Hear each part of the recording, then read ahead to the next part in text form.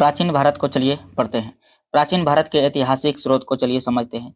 किसी व्यक्ति, समाज अथवा देश से संबंधित महत्वपूर्ण, विशिष्ट व सार्वजनिक क्षेत्र की घटनाओं, तथ्यों तथ्यों आदि का कालक्रमिक विवरण इतिहास कहलाता है। इतिहास का पिता किसे कहा जाता है? इतिहास का पिता हेरोडोटस को कहा जाता है। प्राचीन भारत के इतिहास से संबंधित प्रथम वास्तविक पुस्तक किसे माना जाता है? राजतरंगिणी को। उत्कीर्ण चिन्ह वाले प्राचीनतम सिक्के क्या कहलाते हैं? आहत कहलाते हैं। सिक्कों के अध्ययन को मुद्रा शास्त्र कहा जाता है। भारत में भौतिक ऐतिहासिक खोज भारत में प्राग ऐतिहासिक खोज प्रारंभ करने का श्रेय किसे जाता है? तो डॉक्टर प्राइमरोज को जाता है। प्राइमरोज को। भारतीय प्राग ऐतिहासिक अध्ययन से संबंधित प्री हिस्टेरिका इंडिया किसकी प्रकृति है? यह जगह स्टुअर्ट्स पिगट की। चीनी यात्रियों ने अपने यात्रा वृत्तांतों में भारत के लिए किस शब्द का प्रयोग किया है? यानी कि इंतु का। उत्कीर्ण लेखों के अध्ययन को क्या कहा जाता है? अभिलेख शास्त्र कहा जाता है। लिपियों के विकास के अध्ययन को पुरालिपि विद्या कहा जाता है। सर्वप्रथम भारतवर्ष नाम का उल्लेख किस अभिलेख से प्राप्त हुआ है? यह जगह हाथी गुफा अभिलेख से। प्राचीन भारत का सर्वप्रथम नियोजित इतिहास किसे माना जाता है? B.A. स्मिथ को। इतिहास के बारे में चलिए समझते हैं कि इतिहास जो होता है कितने खंडों में बांटा है। इतिहास क्या है? 3 खंडों में बांटा है। प्राग ऐतिहासिक काल, इसके बाद हो जाएगा आदि ऐतिहासिक काल, इसके बाद हो जाएगा ऐतिहासिक काल। यह प्राग ऐतिहासिक काल कब से शुरू होता है? मानव की उत्पत्ति से लेकर 3000 ईसा पूर्व तक के काल को कहा जाता है क्या? प्राग ऐतिहासिक काल। यानी कि पुरातात्विक जो साक्ष्य अध्ययन का एकमात्र स्रोत, क्योंकि लिखित साक्ष्य यहाँ उपलब्ध नहीं है, जो साक्ष्य मिले हैं वही एकमात्र इसका स्रोत है। इसके बाद आदि ऐतिहासिक काल जो होता है 3000 ईसा पूर्व से 6000 ईसा पूर्व तक के काल को कहा जाता है आदि ऐतिहासिक काल। इसका लिखित साक्ष्य उपलब्ध है, किंतु ये यानी कि अभी तक इसे पढ़ा नहीं जा सका है। ऐतिहासिक काल जो होता है 600 ईसा पूर्व से आगे के जितने भी काल है ये सब कहलाते हैं क्या? ऐतिहासिक काल। यानी कि पुरातात्विक एवं साहित्यिक दोनों प्रकार के साक्ष्य यहाँ उपलब्ध है। प्राचीन भारतीय इतिहास को जानने के लिए किन स्रोतों का प्रयोग किया जाता है? धार्मिक ग्रंथ, ऐतिहासिक ग्रंथ, पुरातात्विक साक्ष्य तथा विदेशी विवरण। बाह्य लिपि को सर्वप्रथम किस विद्वान ने पढ़ा था? यह जगह जेम्स प्रिंसेप ने पढ़ा था। कब पढ़ा था? 1837 ईस्वी में। भारत के प्राचीनतम ग्रंथ वेदों का संकलन करता किसे माना जाता है? महर्षि कृष्ण द्वैपायन वेद व्यास को माना जाता है। पौराणिक मान्यता के अनुसार भारत के प्राचीनतम जो राजा कौन थे? यह जगह वैश्वत मनु थे, यानी कि वैश्वत मनु थे। वायु पुराण में किस वंश का उल्लेख है? यह जगह गुप्त वंश का। कौटिल्य के अर्थशास्त्र से किस वंश के इतिहास की जानकारी मिलती है? यह जगह मौर्य वंश की। जैन धर्म का प्रारंभिक इतिहास किस ग्रंथ से प्राप्त हुआ है? कल्पसूत्र से। मत्स्य पुराण किस वंश से संबंधित है? यह जगह आंध्र सातवाहन वंश से। विष्णु पुराण किस वंश से संबंधित ग्रंथ है? यह जगह मौर्य वंश से। ख्रोष्टी लिपि किस प्रकार लिखी जाती है? यह जगह दाएं से, यानी कि दाएं से बाएं की ओर उल्टा लिखा जाता है। नारद स्मृति से किस वंश के विषय में जानकारी मिलती है? गुप्त वंश। यानी कि स्मृति ग्रंथों से सबसे प्राचीन एवं प्रमाणिक पुस्तक कौन सी मानी जाती है? मनुस्मृति। यानी कि शुंग अगला है। शुंग वंश का मानक ग्रंथ किसे माना जाता है? मनुस्मृति को। इस स्त्री को पुरुष की अर्धांगिनी किस ग्रंथ में कहा गया है? शतपथ ग्रंथ में कहा गया है। महाभारत का प्रारंभिक उल्लेख अश्वलायन गृह सूत्र में मिला है। प्रारंभ में इसे मात्र, यानी कि इसमें जो मात्र था 8800 श्लोक थे और इसका नाम जय संहिता था। कुछ समय पश्चात यह बढ़कर 24,000 श्लोक हो गया और भारत नाम से प्रसिद्ध हुआ और अंत में 1,00,000 श्लोक होने के कारण इसे सत सहस्री संहिता या महाभारत कहा जाने लगा। पुरालेख विद्या से क्या अभिप्राय है? शिलालेखों का अध्ययन। पुरावशेष का महानतम अन्वेषक किसे माना गया है? डार्विन को। इब्न बतूता का यात्रा वृत्तांत किस नाम से प्रसिद्ध है? रेहला से। हेनसांग ने किस विश्वविद्यालय में बौद्ध धर्म का अध्ययन किया था? नालंदा विश्वविद्यालय में। प्रमुख अभिलेख व शासक को चलिए समझते हैं। ये पॉइंट छूट गया। जैसे भारतीय पुरातत्व सर्वेक्षण जो है संस्कृति मंत्रालय के अंतर्गत एक क्या है, संलग्न संगठन है। ये प्रमुख अभिलेख व शासक को चलिए समझते हैं। अभिलेख के बारे में देखेंगे और शासक, जैसे हाथी गुफा अभिलेख जो है कलिंग नरेश खारवेल शासक थे उस समय। एहोल जो अभिलेख था किससे है? पुलकेशिन द्वितीय से संबंधित है, यानी कि शासक उस समय पुलकेशिन द्वितीय थे। नासिक अभिलेख जो था यह जगह गौतमी बलश्री। जूनागढ़ अभिलेख जो होगा रुद्रदामन उसके शासक थे। प्रयाग स्तंभ अभिलेख जो था समुद्रगुप्त इसके शासक थे। मंदसौर अभिलेख मालवा नरेश यशोवर्मन है इसके शासक मतलब थे। ग्वालियर अभिलेख प्रतिहार नरेश भोज इसके शासक थे। देवपाड़ा अभिलेख जो था बंगाल शासक विजय सेन इसके शासक थे। भीतरी यानी कि भीतरी व जूनागढ़ अभिलेख स्कंदगुप्त इसके क्या थे? शासक थे। बौद्ध स्तंभ लेख से किसकी जानकारी मिलती है? यह जगह शुंग काल की। हेनसांग ने अपनी यात्रा वृत्तांत का वर्णन किस पुस्तक में किया है? यह जगह सियुकी में। अरबी भाषा की पुस्तक किताब उल हिंद की रचना किसने की थी? अल-बुरुनी ने की थी। मोरक्को का यात्री इब्न बतूता में भारत मोहम्मद बिन तुगलक के दरबार में आया था तथा तुगलक ने उसे दिल्ली का काजी नियुक्त किया था। मोरक्को पोलो द्वारा किस राज्य की यात्रा का उल्लेख मिलता है? पांड्य राज्य की। पतंजलि के महाभाष्य से किस वंश के इतिहास का पता चलता है? तो शुंग वंश का। चीनी लेखकों का वर्णन को समझेंगे, जैसे लेखक देखेंगे, समय को देखेंगे, रचनाएं देखेंगे और यात्री के विवरण के बारे में चलिए देखते हैं। जैसे फाहियान जो था 339 से 399 से 414 ईसा पूर्व में था। रचनाएं था भारत दशा का विवरण और इसकी यात्री विवरण जो था यानी कि यात्री विवरण, यह प्रथम चीनी यात्री था जिसने चंद्रगुप्त द्वितीय विक्रमादित्य के समय भारत की यात्रा की और इसने गुप्त काल में वस्तु विनिमय के माध्य यानी कि कौड़िया तथा चंद्रगुप्त मौर्य के राजप्रसाद यानी कि राजमहल को क्या किया? देव निर्मित बताया। इसके बाद हेनसांग समझते हैं। ये 629 ईस्वी से 645 ईस्वी तक यानी कि सियुकी, इसके रचना के नाम है क्या? सियुकी यानी कि पाश्चात्य संसार के लेख। इसे समझते हैं। हेनसांग जो था सम्राट हर्षवर्धन के समय भारत आया था और इसने हर्ष को शिलादित्य की उपाधि से विभूषित किया। इसे यात्रियों का राजकुमार यानी कि सक्त मुनि, नीतियों का पंडित कहा जाता है। इत्सिंग जो था 673 ईस्वी से 645 ईस्वी तक था। इसका रचना था प्रसिद्ध बौद्ध भिक्षुओं की आत्मकथाएं। चीनी बौद्ध यात्री जो नालंदा विश्वविद्यालय में क्या था? अध्ययनरत रहा है। सती प्रथा जो था इसका प्रथम साक्ष्य कहाँ मिला था? 510 ईस्वी में मिला था। भानुगुप्त के एरन अभिलेख से प्राप्त हुआ था ये। चलिए समझते हैं पाषाण काल के बारे में। पाषाण काल को क्या किया है? 3 खंड में बांटा गया। जैसे पाषाण काल यानी कि स्टोन एज को कौन हो जाएगा? पूरा पाषाण काल, मध्य पाषाण काल, इसके बाद हो जाएगा नव पाषाण काल। तो चलिए इसे देखते हैं। 26 लाख से 9000 ईसा पूर्व जो काल था इसे माना गया है क्या? पूरा पाषाण काल। यानी कि निम्न पूरा पाषाण काल जो होगा 26 लाख से 50,000 ईसा पूर्व, यह है पूरा पाषाण काल। मध्य पाषाण काल क्या था? 9000 ईसा पूर्व से 4000 ईसा पूर्व माना गया मध्य पाषाण काल। इसके बाद नव पाषाण काल जो था 4000 ईसा पूर्व से 2500 ईसा पूर्व माना गया है नव पाषाण काल। इसे समझते हैं। पूरा पाषाण काल को बांटा गया है कितने? 3 खंड में। जैसे इसे हम यहाँ पहले देख लेते हैं। जैसे निम्न पूरा पाषाण काल, मध्य पूरा पाषाण काल और उच्च पूरा पाषाण काल। निम्न पूरा पाषाण काल 26 लाख से 50 लाख ईसा पूर्व था और यह था 50,000 ईसा पूर्व, 50,000 ईसा पूर्व।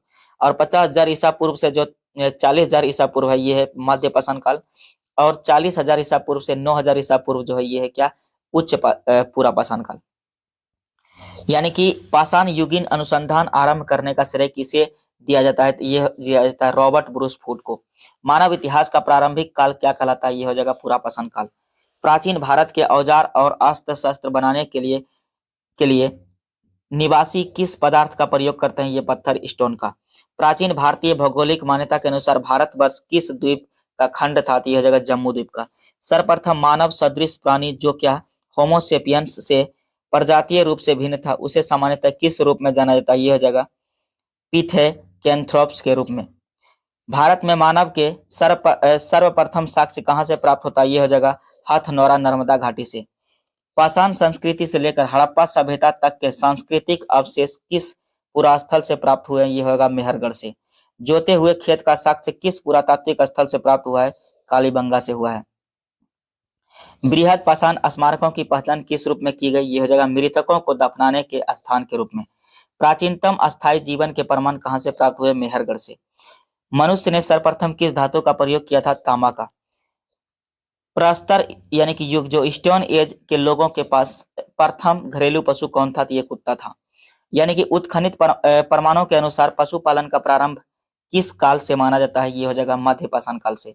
मध्य पाषाण काल में पशुपालन के प्राचीनतम साक्ष्य कहाँ से मिले हैं? यह जगह आदमगढ़ से। मानव द्वारा खदानों की कृषि सर्वप्रथम किस काल में प्रारंभ हुई थी? नव पाषाण काल में। मानव द्वारा प्रयोग में लाए जाने वाला प्रथम अनाज कौन सा था? यह जगह जौ। चाकोलिथिक युग को किस अन्य नाम से जाना जाता है? ये ताम्रपाषाण युग के नाम से जाना जाता है, यानी कि कॉपर एज के नाम से। ताम्रपाषाण कालीन जो स्थल है इसे चलिए समझते हैं। स्थल देखेंगे, राज्य को देखेंगे, इसके बाद इसके प्राप्त साक्ष्य को देखेंगे। जैसे इमाम गांव, ये महाराष्ट्र राज्य में मिला था, यानी कि कच्ची मिट्टी के मकान व गोलाकार गड्ढों वाले मकान के साक्ष्य यहाँ से मिले हैं। इसके बाद दायमाबाद जो था महाराष्ट्र में इस राज्य है, यानी कि कलश सावधान हुआ, कलश को घरों के फर्श के नीचे रखने का प्रमाण यहाँ मिला है। सबसे बड़ा ताम्र यानी कि पाषाणिक स्थल है ये, क्या? दायमाबाद।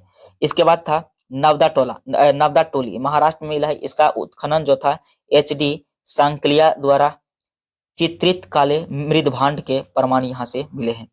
देवासा जो था, देवासा महाराष्ट्र में था, यानी कि पटसन का प्रथम साक्ष्य और लाल तल पर काली डिजाइन, यानी कि जो ये लाल तल पर क्या था? काली डिजाइन वाले चाक यानी कि निर्मित बर्तनों का प्रमाण यहाँ से मिले हैं नेवासा से। ताम्रवती जो था राजस्थान में मिला, यहाँ से प्राप्त काले मृदभांड सफेद रैखिक चित्रों से सजे रहते हैं, ये मिले हैं। नवपाषाण काल शब्द का सर्वप्रथम प्रयोग जो था 1865 में सर जॉन लुबाक ने किया था। आगे समझते हैं भारतीय पुरातात्विक सर्वेक्षण। भारतीय पुरातत्व सर्वेक्षण यानी कि समझते हैं आर्कियोलॉजिकल सर्वे ऑफ इंडिया के प्रथम महानिदेशक कौन थे? जॉन मार्शल थे।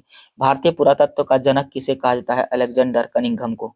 भारत के किस आरंभिक पुरापाषाण युग के शिलाश्रय से सर्वाधिक चित्र प्राप्त हुए हैं? यह जगह भीमबेटका मध्य प्रदेश से। कुंभकारी यानी कि मिट्टी के बर्तन बनाने की कला के सर्वप्रथम जो प्रमाण किस युग से मिले हैं? नवपाषाण युग से। यानी कि पेवल उपकरण किस काल से संबंधित है? निम्न पुरापाषाण काल से यह संबंधित है। तांबती के नाम से कौन सी संस्कृति प्रसिद्ध है? यह हो जाएगा आहार संस्कृति। माइक्रोलिथिक औजार किस काल से संबंधित है? यह हो जाएगा नवपाषाण काल से। यानी कि बेलन घाटी से प्राप्त औजार किस काल से संबंधित है? नवपाषाण काल से यह संबंधित है। मानव की आखेटक यानी कि हंटर और खाद्य संग्राहक यानी कि फूड गैदरर की अवस्था जो है किस काल से जुड़ी हुई है? पुरापाषाण काल से। ताम्रपाषाण कालीन संस्कृति में महाराष्ट्र के लोग मृतकों को घर के फर्श के नीचे उत्तर दक्षिण दिशा में रखकर दफनाते थे। भारत के दो सर्वाधिक प्राचीन ज्ञात मध्य पाषाण कालीन स्थल कौन सा है? यह था मदहा और सराय नाहर राय। आधुनिक मानव होमोसेपियंस का दुर्भाव यानी कि प्रादुर्भाव कब हुआ था? ये उच्च पुरापाषाण काल में हुआ था। यानी कि क्वार्टजाइट पत्थरों के स्थान पर जेस्पर चट आदि के पत्थर सर्वप्रथम कब प्रयुक्त हुए? तो मध्य पुरापाषाण काल से। अग्नि का उपयोग करना मानव ने सर्वप्रथम कब सीखा था? ये नवपाषाण काल से। भारत में जीवाश्म का एकमात्र प्रमाण कहाँ मिला? यह जगह शिवालिक पहाड़ से। भारतीय उपमहाद्वीप में कृषि के प्राचीनतम साक्ष्य किस स्थान से प्राप्त हुए हैं? मेहरगढ़ से। कपास के प्राचीनतम साक्ष्य कहाँ से प्राप्त हुए? तो यह जगह मेहरगढ़ से। अगला जगह नवदा टोली नामक ताम्रपाषाणिक स्थल का उत्खनन HD संकलिया ने किया था। नवटोली वर्तमान में मध्य प्रदेश में अवस्थित है। इसके बाद हो जाएगा एडी निर्मित उपकरण जो होगा किस भारतीय पुरातात्विक स्थल से प्राप्त हुए हैं, ये हो जाएगा सराय नाहर राय से। गौरिक मृद भांड पात्र का नामकरण कहाँ से हुआ, यह जगह हस्तिनापुर से। सिंधु घाटी सभ्यता के प्रमुख स्थल जो मोहनजोदड़ो, चान्होद्रो, सुतका-गेंडोर, हड़प्पा तथा कोटदीजी वर्तमान पाकिस्तान में स्थित है। नवपाषाण कालीन जो स्थल है ये क्या है, यह स्थल, इसके बाद राज्य को चलिए देखते हैं। बुर्जहोम जो हो जाएगा कब्रों में मालिकों के साथ कुत्ते दफनाने के साक्ष्य प्राप्त हुए, यानी कि ये कश्मीर में है। इसके बाद गुफराल जो होगा कृषि व पशुपालन के साक्ष्य, कबड्डी निर्मित औजार, धूसर मृद भांडों के प्रमाण और सिलबट्टा व हड्डी से निर्मित हुई सुई के साक्ष्य प्राप्त हुए हैं। इसके बाद मेहरगढ़ जो था, मेहरगढ़ वर्तमान में क्या है, पाकिस्तान में है। गेहूं की तीन व जौ की 2 किस्मों की खेती के प्रमाण मिले हैं। कच्ची ईंटों के आयताकार मकान और प्राचीन अस्थायी जीवन के साक्ष्य मिले हैं मेहरगढ़ पाकिस्तान से। इसके बाद जो था महदहा गोलाकार झोपड़ियों के प्रमाण यहाँ से मिले हैं। धान के अलावा जौ की खेती हुआ पशु बाड़ा के भी साक्ष्य यहाँ से मिले हैं। कोल्डीवा जो था उत्तर प्रदेश में है, धान की खेती के प्रमाण प्राप्त हुए हैं। जो धान की खेती का भारत में ही नहीं बल्कि विश्व में सबसे प्राचीन साक्ष्य माना जाता है। संगन कुल्लू राख के टीले प्राप्त हुए हैं जो बेलारी जिले में अवस्थित है। पिकलीहल राख के ढेर व निवास स्थल के साक्ष्य प्राप्त हुए हैं। चिपानी मांडो जो था उत्तर प्रदेश में है। चिपानी मांडो उत्तर प्रदेश में मधुमक्खी के छत्ते जैसी झोपड़ियों यानी कि ज्यामितीय आकार के सूक्ष्म पाषाण व हस्त निर्मित मृद भांड के साक्ष्य मिले हैं। इसके बाद सारू तारू गुवाहाटी के समीप उत्खनन से आदिम कुल्हाड़ियां व चित्रित मृद भांड प्राप्त हुए हैं। जो चिरांद हो जाएगा, चिरांद हड्डी के उपकरण प्राप्त हुए हैं जो प्राय जो था हिरणों के सींगों से निर्मित है। दाओजली कृषि व पशुपालन के साक्ष्य प्राप्त हुए कहाँ से, दाओजली वर्तमान में कहाँ है, असम में है। चलिए आगे चलते हैं, हड़प्पा सभ्यता को चलिए हम देखते हैं। हड़प्पा सभ्यता का सर्वाधिक मान्यता प्राप्त काल कौन सा था, 2500 ईसा पूर्व से 750 ईसा पूर्व तक। हड़प्पा नामक पुरास्थल किस सभ्यता से संबंधित है, सिंधु घाटी सभ्यता से संबंध है। यानी कि हड़प्पा सभ्यता की लिपि किस प्रकार थी, भाव चित्रात्मक थी। हड़प्पा सभ्यता की जानकारी का प्रमुख स्रोत क्या है, पुरातात्विक खुदाई था। मोहनजोदड़ो का शाब्दिक अर्थ क्या था, मृतकों का टीला। सिंधु सभ्यता किससे संबंधित है, आदि ऐतिहासिक युग से यानी कि प्रो हिस्टोरिक एज से। मूर्ति पूजा का आरंभ कब से माना जाता है, पूर्व आर्य काल से। सिंधु वासियों ने पहली बार तांबे में टीन मिलाकर कांसा तैयार किया था, इसीलिए इसे कांस्य युगीन सभ्यता भी कहा जाता है। हड़प्पा की समकालीन सभ्यता जो रंगपुर कहाँ स्थित है, सौराष्ट्र में है। हड़प्पा संस्कृति का वह कौन सा स्थल है जहाँ दुर्ग व निचला नगर अलग अलग प्राचीरों से घिरे हुए हैं, कालीबंगन। मोहनजोदड़ो एवं हड़प्पा सभ्यता की पुरातात्विक खुदाई किसके द्वारा की गई थी, सर जॉन मार्शल के द्वारा। हड़प्पा कालीन स्थलों में अभी तक किस धातु की प्राप्ति नहीं हुई है, ये होगा लोहा की। सिंधु घाटी के लोग किसकी पूजा करते थे, यानी कि मातृ देवी की। उत्खनित प्रमाणों के अनुसार सिंधु सभ्यता का स्थल बनवाली यानी कि हरियाणा, घग्गर और उसकी सहायक नदियों की घाटी में स्थित है। धौलावीरा नामक जो पुरातात्विक स्थल किस राज्य में स्थित है, ये गुजरात में है। हड़प्पा संस्कृति के संदर्भ में शैलकृत स्थापत्य के प्रमाण कहाँ से प्राप्त हुए हैं, धौलावीरा से हुए हैं। लोथल को लघु हड़प्पा व लघु मोहनजोदड़ो भी कहा जाता है। इसके पूर्वी भाग में एक क्या है, गोदीबाड़ा का साक्ष्य मिला है। चलिए आगे समझते हैं। हड़प्पा कालीन मुहरों का सर्वाधिक प्रचलित जो आकार था कैसा था, वर्गाकार था। हड़प्पा संस्कृति के मुहरों पर घोड़े का अंकन नहीं हुआ था। आधुनिक देवनागरी लिपि का प्राचीन रूप क्या है, ये ब्राह्मी लिपि। विश्व में सबसे पहले कपास की खेती का आरंभ कहाँ हुआ था, भारत में हुआ था। सिंधु सभ्यता की समकालीन मिस्र की सभ्यता नील नदी के तट पर विकसित हुई थी। सिंधु घाटी सभ्यता से संबंधित ऋषभ मुद्रा किस पुरातात्विक स्थान से प्राप्त हुई, मोहनजोदाड़ो से। अगला है मृन पट्टिका पर उत्तीर्ण सिंह युग देवता की मुहर कहाँ से प्राप्त हुई, ये हो जाएगा कालीबंगन से। लेखन कला की प्रणाली विकसित करने वाली प्रथम प्राचीन सभ्यता सुमेरियन सभ्यता थी। सिंधु घाटी सभ्यता सभ्यता गैर आर्य सभ्यता थी, क्योंकि यह नगरीय सभ्यता थी, जबकि आर्य मुख्यतः कृषि पर आश्रित थे। सिंधु घाटी सभ्यता को आर्यों से पूर्व की सभ्यता रखे जाने का महत्वपूर्ण कारक क्या था? यह था मृदभांड। भारत में किस प्रकार के मृदभांड द्वितीय नगरीकरण के प्रारंभ के प्रतीक माने जाते हैं? यानी कि इसे माने जाते हैं द्वितीय नगरीकरण के प्रारंभिक के प्रतीक। ये हो जाएगा क्या? उत्तरी काले पॉलिशकृत मृदभांड को माने जाते हैं। भारत में चांदी की उपलब्धता के प्राचीनतम साक्ष्य किस सभ्यता से मिलते हैं? ये हड़प्पा सभ्यता से।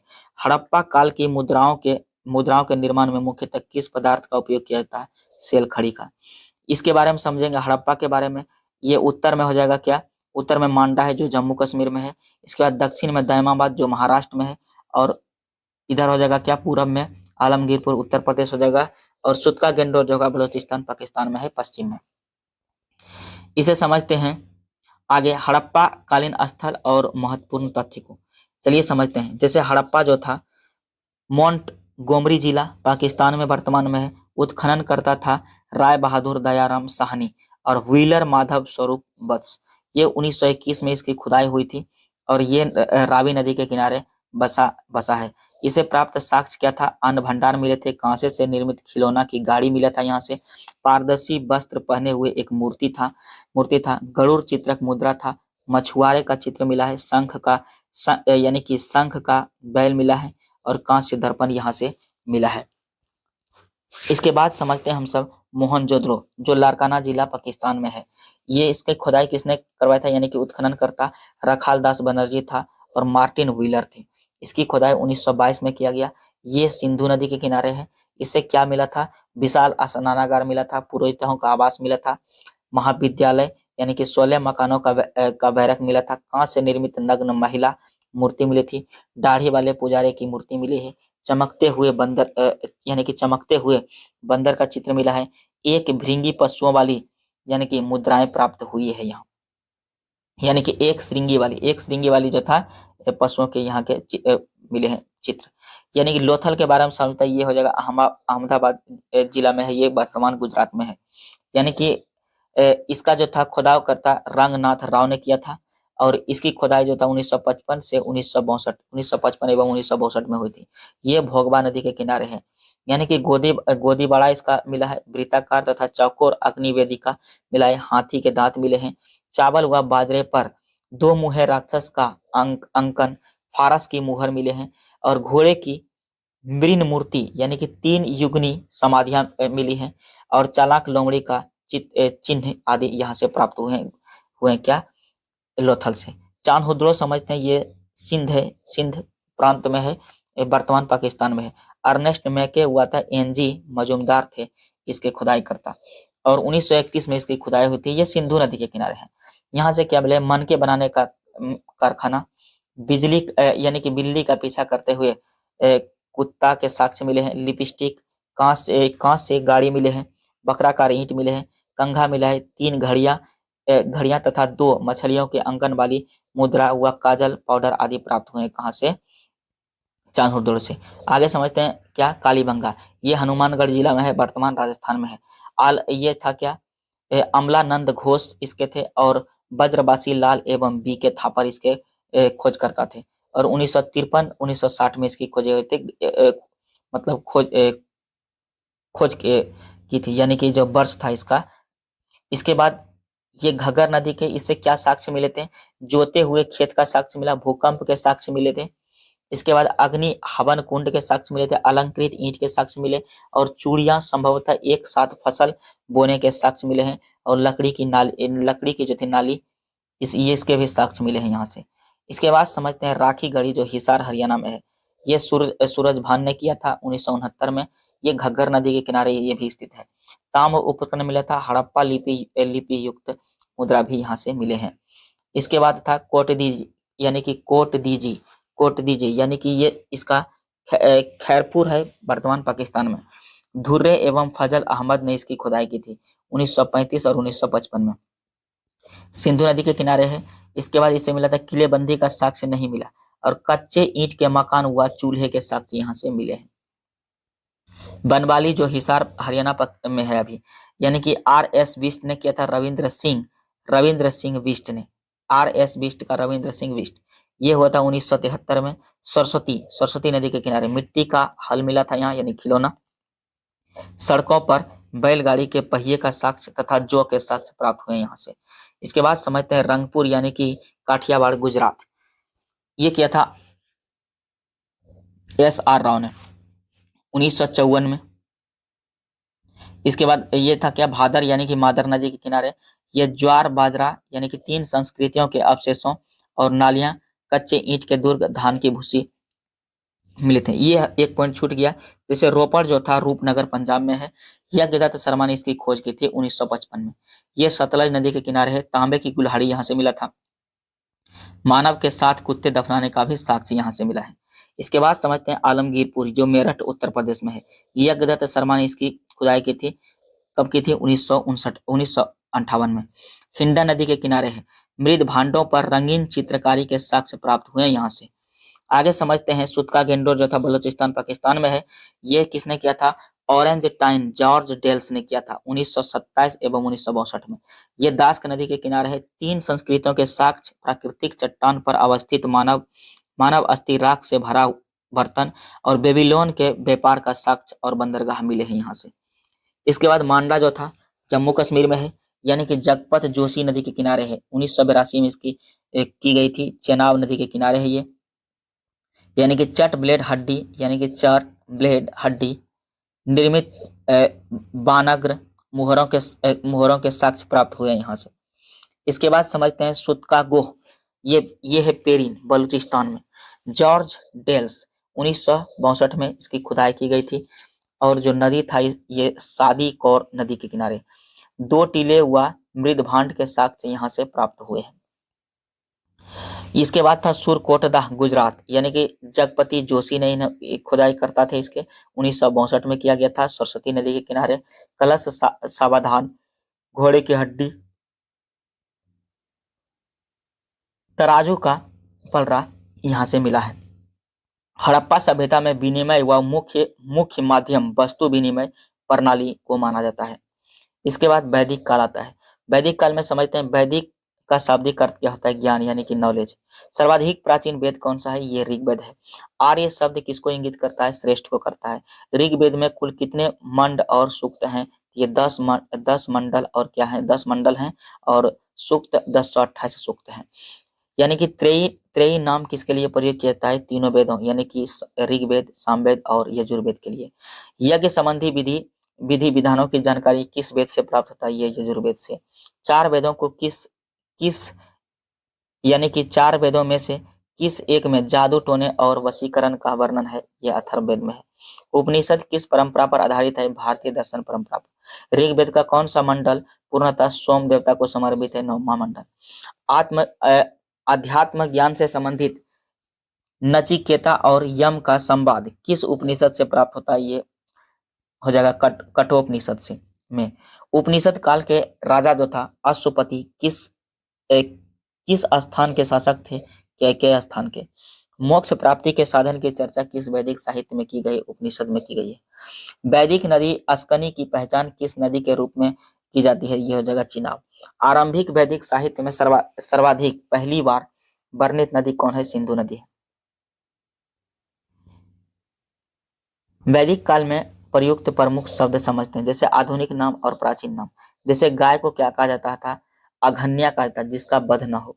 राजा को कहा जाता था गोपा। अतिथि को कहा जाता था गोहंता यानी कि गोहन। धनी व्यक्ति को कहा जाता था गोमत।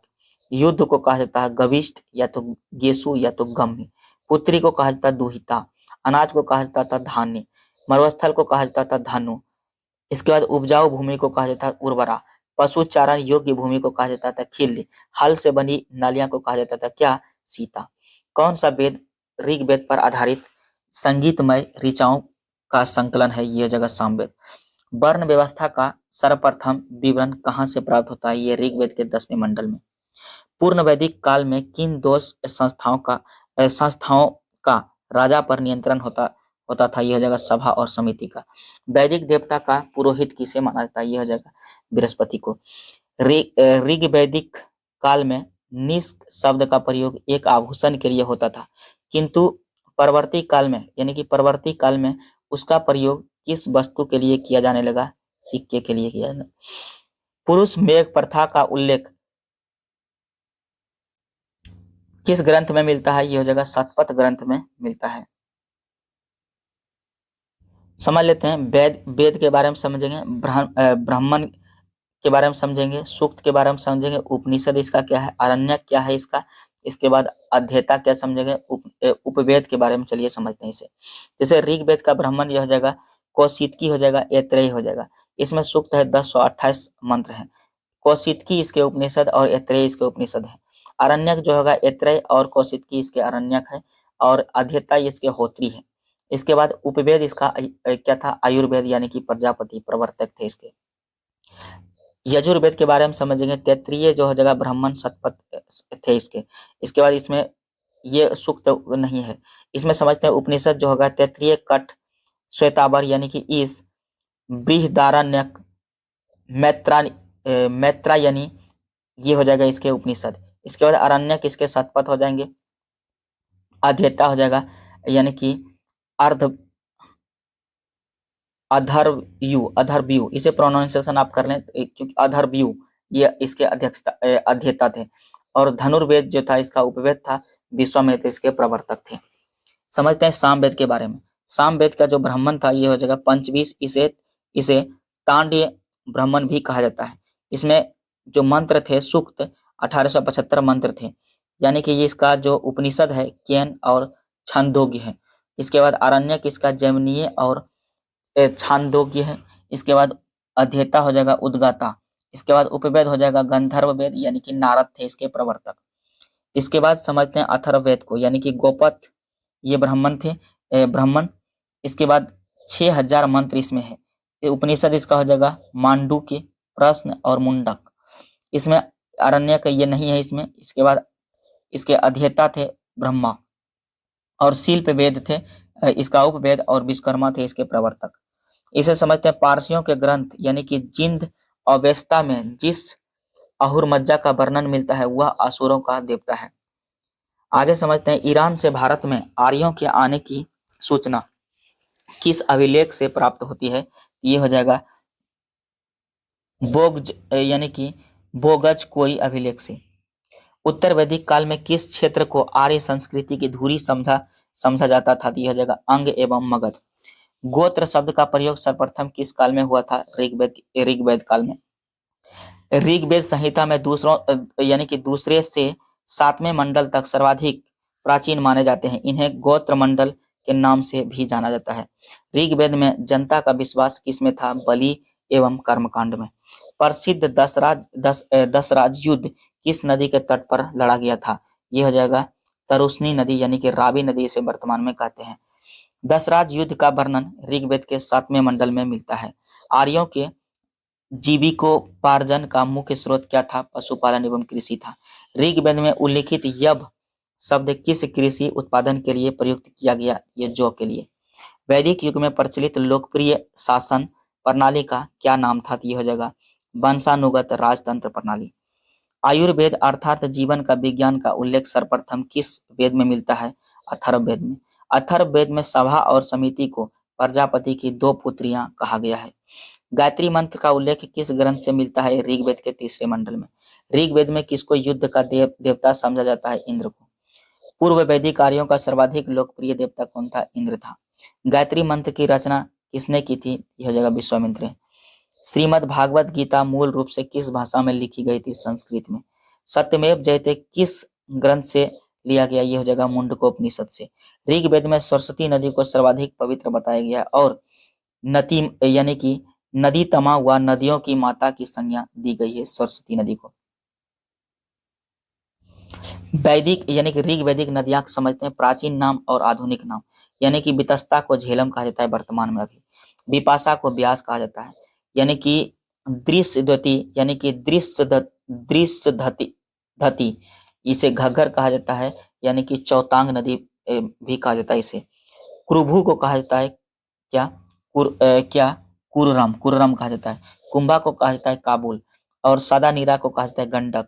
अस्किनी को कहा जाता है चिनाब और शतुद्री को कहा जाता है सतलज, गोमल को कहा जाता है गोमती, सिंधु को कहा जाता है सिंध, और सरस्वती को कहा जाता है घग्गर, सुषोमा को कहा जाता है सोहन, और सुबास्तु को कहा जाता है स्वात। ये क्या थे? पहले ये प्राचीन नाम था नदियों का, और अभी क्या मतलब वर्तमान नाम, ये देख लिए हम। समझते हैं ऋग्वेद की मूल लिपि क्या थी? यह जगह ब्राह्मी। जीविकोपार्जन हेतु वेद वेदांग पढ़ने वाला अध्यापक यानी कि अध्यापक क्या कहलाता है? ये उपाध्याय कहलाता है। राजा की उत्पत्ति का सिद्धांत किस ब्राह्मण ग्रंथ में मिलता है? ऐत्रेय ब्राह्मण ग्रंथ में मिलता है। यानी कि सुलभ, अगला है सुलभ सूत्र किस विषय से संबंधित पुस्तक है? यह जगह जयमिति से। अस्तो व सदगमय वाक्यांश कहाँ से लिया गया है? यह जगह बृहदारण्यक उपनिषद से। चरक संहिता नामक पुस्तक किस विषय से संबंधित है? यह जगह चिकित्सा से। याज्ञवल्क्य बाल्क्य गार्गी संवाद का उल्लेख कहाँ मिलता है? यह जगह बृहदारण्यकोपनिषद में। बृहदारण्यकोपनिषद, दारण्यकोप यानी कि बृहदारण्यकोपनिषद में मिलता है इसकी जानकारी। वैदिक काल में लंबे समय तक अविवाहित रहने वाली कन्या को क्या कहा जाता था? ये अमाजु कहा जाता था। वैदिक काल में द्विज श्रेणी में कौन कौन शामिल थे? यह जगह ब्राह्मण, क्षत्रिय और वैश्य। आगे समझते हैं जैन धर्म के बारे में। इसके बाद आता है क्या? जैन धर्म। जैन धर्म के संस्थापक कौन थे? ऋषभदेव थे, यानी कि आदित्यनाथ। तीर्थकर जो शब्द किससे संबंधित था? जैन धर्म से। अनेका यानी कि अनेकांतवाद किस धर्म मूल सिद्धांत में एवं दर्शन है? यह जगह जैन धर्म का। जैन धर्म में कर्म परमाणुओं के पूर्ण विनाश को सूचित करने वाली व्यवस्था को क्या कहा जाता है? यह जगह निर्जरा। जैन धर्म में समर का क्या अभिप्राय है? जीवन की ओर नए कर्म का प्रवाह रुक जाना। गंग वंश के राजा जो था राजमल चतुर्थ के मंत्री एवं सेनापति चामुंड राय जो था 974 ईस्वी में श्रीवन वेलगोला के पास एक जिन मूर्ति का निर्माण करवाया था, जो बाहुबली गोमतेश्वर की मूर्ति कहलाती थी। यहाँ पर 12 वर्ष के अंतराल पर मनाया जाने वाला उत्सव क्या था? महात्स यानी कि महामस्तकाभिषेक के नाम से जाना जाता है। त्रिरत्न सिद्धांत जो था सम्यक दर्शन, सम्यक आचरण, सम्यक ज्ञान किस धर्म से संबंधित है? ये जैन धर्म से। आजीवक संप्रदाय के संस्थापक कौन थे? यह जगह मखली गौसाल। अनुव्रत सिद्धांत किस धर्म से संबंधित है? ये जैन धर्म से। इसके बाद यापनीय किसका संप्रदाय था? यह जगह जैन धर्म का। प्रारंभिक जैन साहित्य किस भाषा में लिखे गए थे? यह जगह अर्ध मागधी भाषा में। पार्श्वनाथ से संबद्ध होने के कारण कौन सा स्थल जैन सिद्ध क्षेत्र माना जाता है? यह जगह सामवेद शिखर।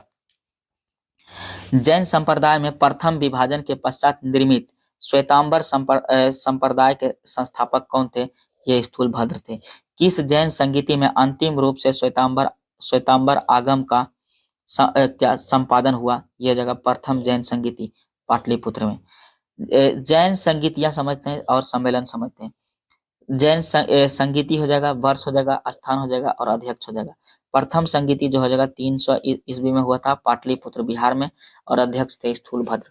और द्वितीय संगीति जो था 512 ईस्वी में हुआ था, यानी कि बल्लभी गुजरात में, और क्या था?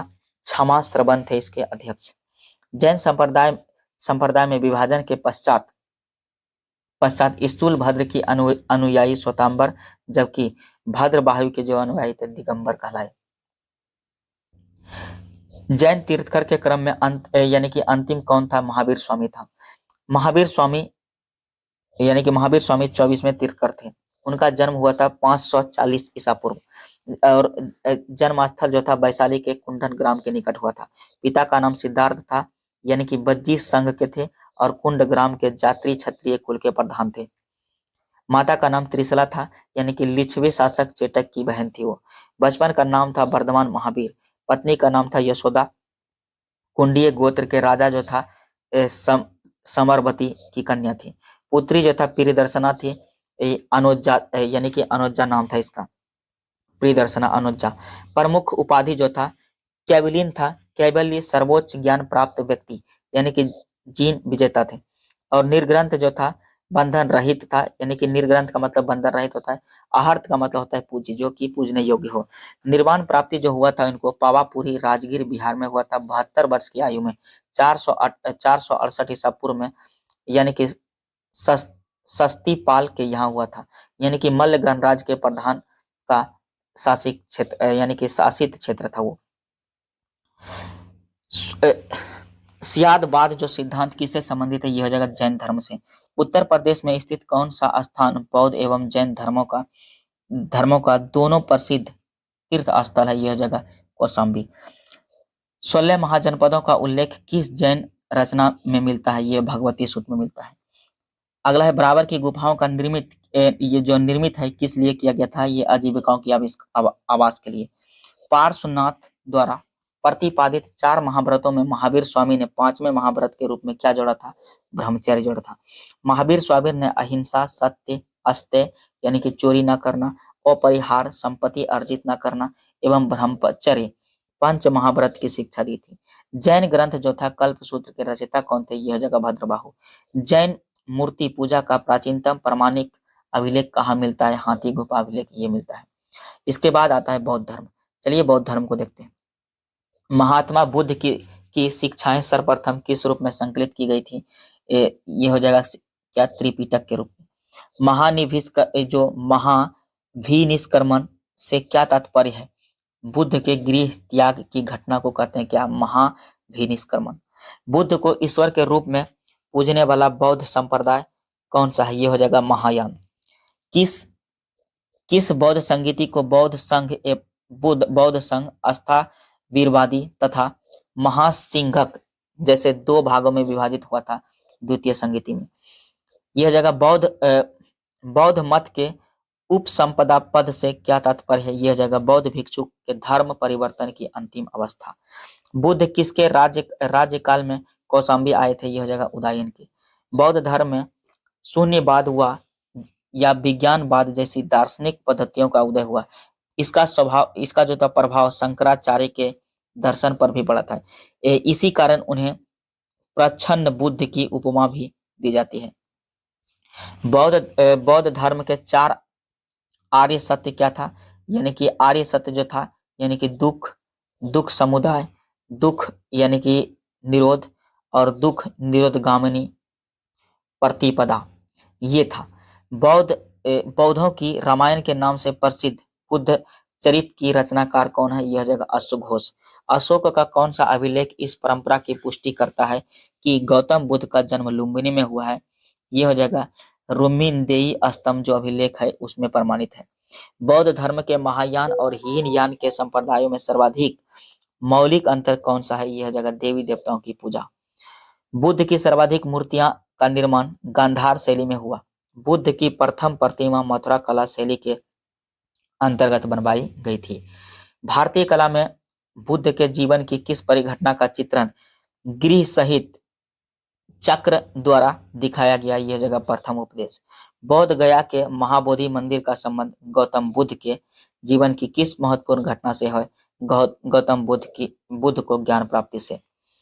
बुद्ध के उपदेश किससे संबंधित है, आचरण की शुद्धता एवं पवित्रता से।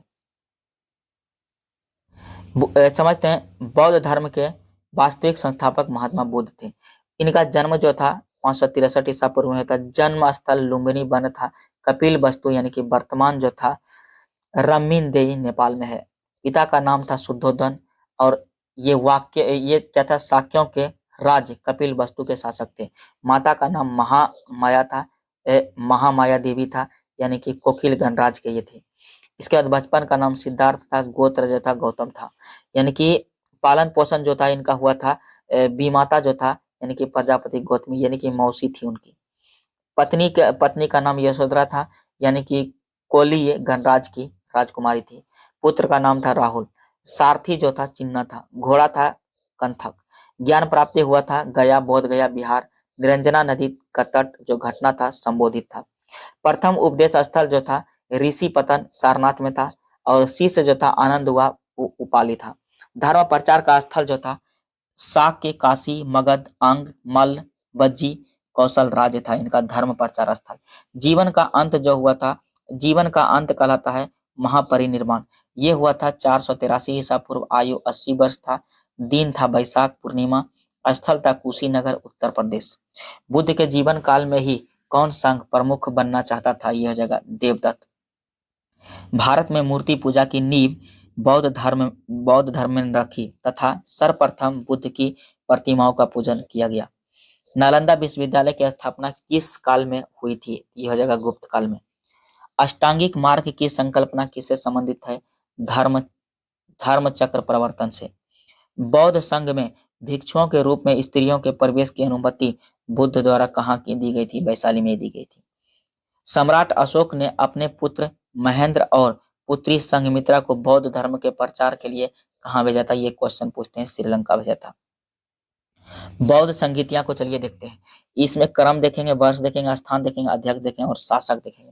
जैसे प्रथम क्रम था यानी कि 483 ईसा पूर्व, राजगिरी था स्थान और अध्यक्ष इसके थे कौन? महाकश्यप और शासक थे अजातशत्रु। द्वितीय जो हुआ था 383 ईसा पूर्व, वैशाली में हुआ था। साब कमीर इसके अध्यक्ष थे और काला अशोक शासक थे। तृतीय जो हुआ था 250 ईसा पूर्व हुआ था, पाटलिपुत्र में हुआ था। इसके बाद मगली पुत्र 30 में हुआ था, अशोक इसके शासक थे। चतुर्थ हुआ था 98 ईस्वी में हुआ था, कुंडलबन यानी कि वसुमित्र में हुआ अध्यक्ष थे और कनिष्ठ इसके शासक थे। नागार्जुन किस बौद्ध संप्रदाय के थे? यह जगह माध्यमिक संप्रदाय के थे नागार्जुन। विश्व का सबसे ऊंचा विश्व शांति स्तूप बिहार में कहाँ स्थित है? राजगीर में है। बुद्ध की 80 फुट ऊंची प्रतिमा जो बोध गया में स्थित है किसके द्वारा निर्मित की गई थी? जापानियों के द्वारा। एशिया के ज्योतिपुंज के नाम से किसे जाना जाता है? यह जगह गौतम बुद्ध को। शून्यता के सिद्धांत का सर्वप्रथम प्रतिपादन करने वाला बौद्ध दार्शनिक कौन था? नागार्जुन था। यानी कि नम नालंदा महावीर किसके लिए विख्यात है? यह जगह पाली अनुसंधान संस्थान के लिए। बौद्ध तथा जैन दोनों ही धर्म किस मत में विश्वास रखते थे? कर्म और पुनर्जन्म के सिद्धांत में। गौतम बुद्ध को एक देवता का स्थान किस राजा के शासनकाल में प्राप्त हुआ था? कनिष्क के। बुद्ध की खड़ी प्रतिमा किस काल में बनवाई गई थी? कुषाण काल में बनाई गई थी। प्रथम शताब्दी ईस्वी में किस भारतीय बौद्ध भिक्षु को चीन भेजा गया था? नागार्जुन को। त्रिपिटक जो था, त्रिपिटक समझते हैं नाम स्वरूप और विषय, यानी कि शुद्ध पिटक जो था पिटकों में बृहत्तम था। बुद्ध के उपदेशों व संवादों का संकलन इसमें है। विनय पिटक जो था पिटकों में लघुत्तम था ये, और बौद्ध के संघ के आचार विचार व नियम निषेध का संकलन इसमें है। इसके बाद अभिधम्म पिटक जो था पिटकों में मध्यम था ये, और बुद्ध के आध्यात्मिक व दार्शनिक विचारों का संकलन इसमें किया गया था। समझते हैं बुद्ध के जीवन पर किन 4 दृश्यों का अत्यधिक प्रभाव पड़ा था? यानी कि वृद्ध व्यक्ति, बीमार व्यक्ति, मृतक व प्रसन्न चित्त सन्यासी। ये यानी कि इसी 4 दृश्यों से उनके जीवन पे बहुत अत्यधिक प्रभाव पड़ा था। मगध के किस राजा ने बुद्ध के निवास के लिए वेलुवन नामक महाविहार बनवाया था? ये था बिंबिसार ने। संघ में प्रवेश करने वाली प्रथम महिला कौन थी? यह जगह प्रजापति गौतमी। बुद्ध ने अपने जीवन की अंतिम वर्षा ऋतु कहाँ व्यतीत की थी? वैशाली में। संसार अस्थिर और क्षणिक है, यह मान्यता बौद्ध धर्म से संबंधित है। बुद्ध के जीवन की घटनाएं एवं उनके प्रतीक को समझते हैं। घटना प्रतीक को समझते हैं। जैसे गर्भ, ये होता है हाथी, इसका चिन्ह है। जन्म कमल, निर्वाण जो था पद चिन्ह था। प्रथम प्रवचन जो था चक्र था। ज्ञान प्राप्ति यानी कि बौद्ध वृक्षी। यौन यानी कि सांड। समृद्धि शेर। मृत्यु स्तूप और गृह या घोड़ा, ये इसका चिन्ह होता था। गंधार कला में बुद्ध को प्रतिबिंबित किया गया ग्रीक रोमन वैशाली में। उपोष्ठ यानी कि उपोष्ठ का आचरण कौन करते थे? यह जगह बौद्ध भिक्षु करते थे। महायान जो था बौद्ध धर्म में बोधिसत्व यानी कि अवलोकितेश्वर को किस अन्य नाम से जानते हैं? यह जगह यानी कि पद्म पानी के नाम से। भारत का सबसे बड़ा बौद्ध मठ कहाँ स्थित है? यह जगह सिक्किम। बौद्ध शब्दावली में धर्म चक्र प्रवर्तन से क्या निर्देशित होता है? ये बुद्ध का प्रथम उपदेश। बद्रियान जो बौद्ध धर्म में बुद्ध की संगिनी को कहा जाता है तारा। बौद्ध धर्म की किस शाखा में अनात्म सिद्धांत एवं यानी कि पदगल को मान्यता दी गई? यह हो जाएगा सर्वास्तिक। महासांघिकों के अनुसार जीव किससे निर्मित है? यह हो जाएगा नव धर्म से। बौद्ध धर्म के त्रिरत्नों में क्या शामिल है? यह हो जाएगा बुद्ध, धम्म और संघ। बौद्ध दर्शन के अनुसार कारण एवं कार्य के सिद्धांत को किस प्रकार जाना जाता है? यह हो जाएगा प्रतीत्य समुत्पाद के सिद्धांत पे। प्रतीत्य यानी कि समुत्पाद का अर्थ है संसार की सभी वस्तुएं किसी न किसी कारण से उत्पन्न हुई है और इस प्रकार वे इस पर निर्भर हैं। इसे समझते हैं बौद्ध धर्म की महायान शाखा जो था औपचारिक रूप से कनिष्क के शासन काल में प्रारंभ की गई थी। इसके बाद समझते हैं शैव एवं भगवत धर्म को। ये था नयनार कौन थे? ये जो शैव उपासक संत थे। इसके बाद मत मयूर से क्या तात्पर्य है? प्राचीन भारत में एक शैव संप्रदाय। त्रिमूर्ति व अर्धनारीश्वर की पूजा किस काल में प्रारंभ हुई थी? गुप्त काल में। मेगास्थनीज ने भगवान शिव को कौन सी संज्ञा दी थी? ये दिए थे डायोनीसस। जैन ग्रंथ यानी कि उत्तराध्ययन सूत्र में वासुदेव का संबंध किस जैन तीर्थकर ने से बताया गया है?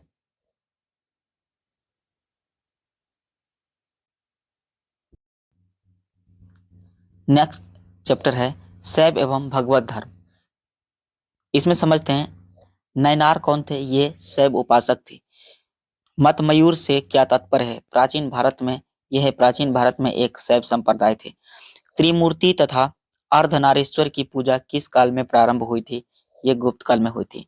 मेगास्थनीज ने भगवान शिव को कौन सी संज्ञा दी थी? डायनोसिस की संज्ञा दी थी।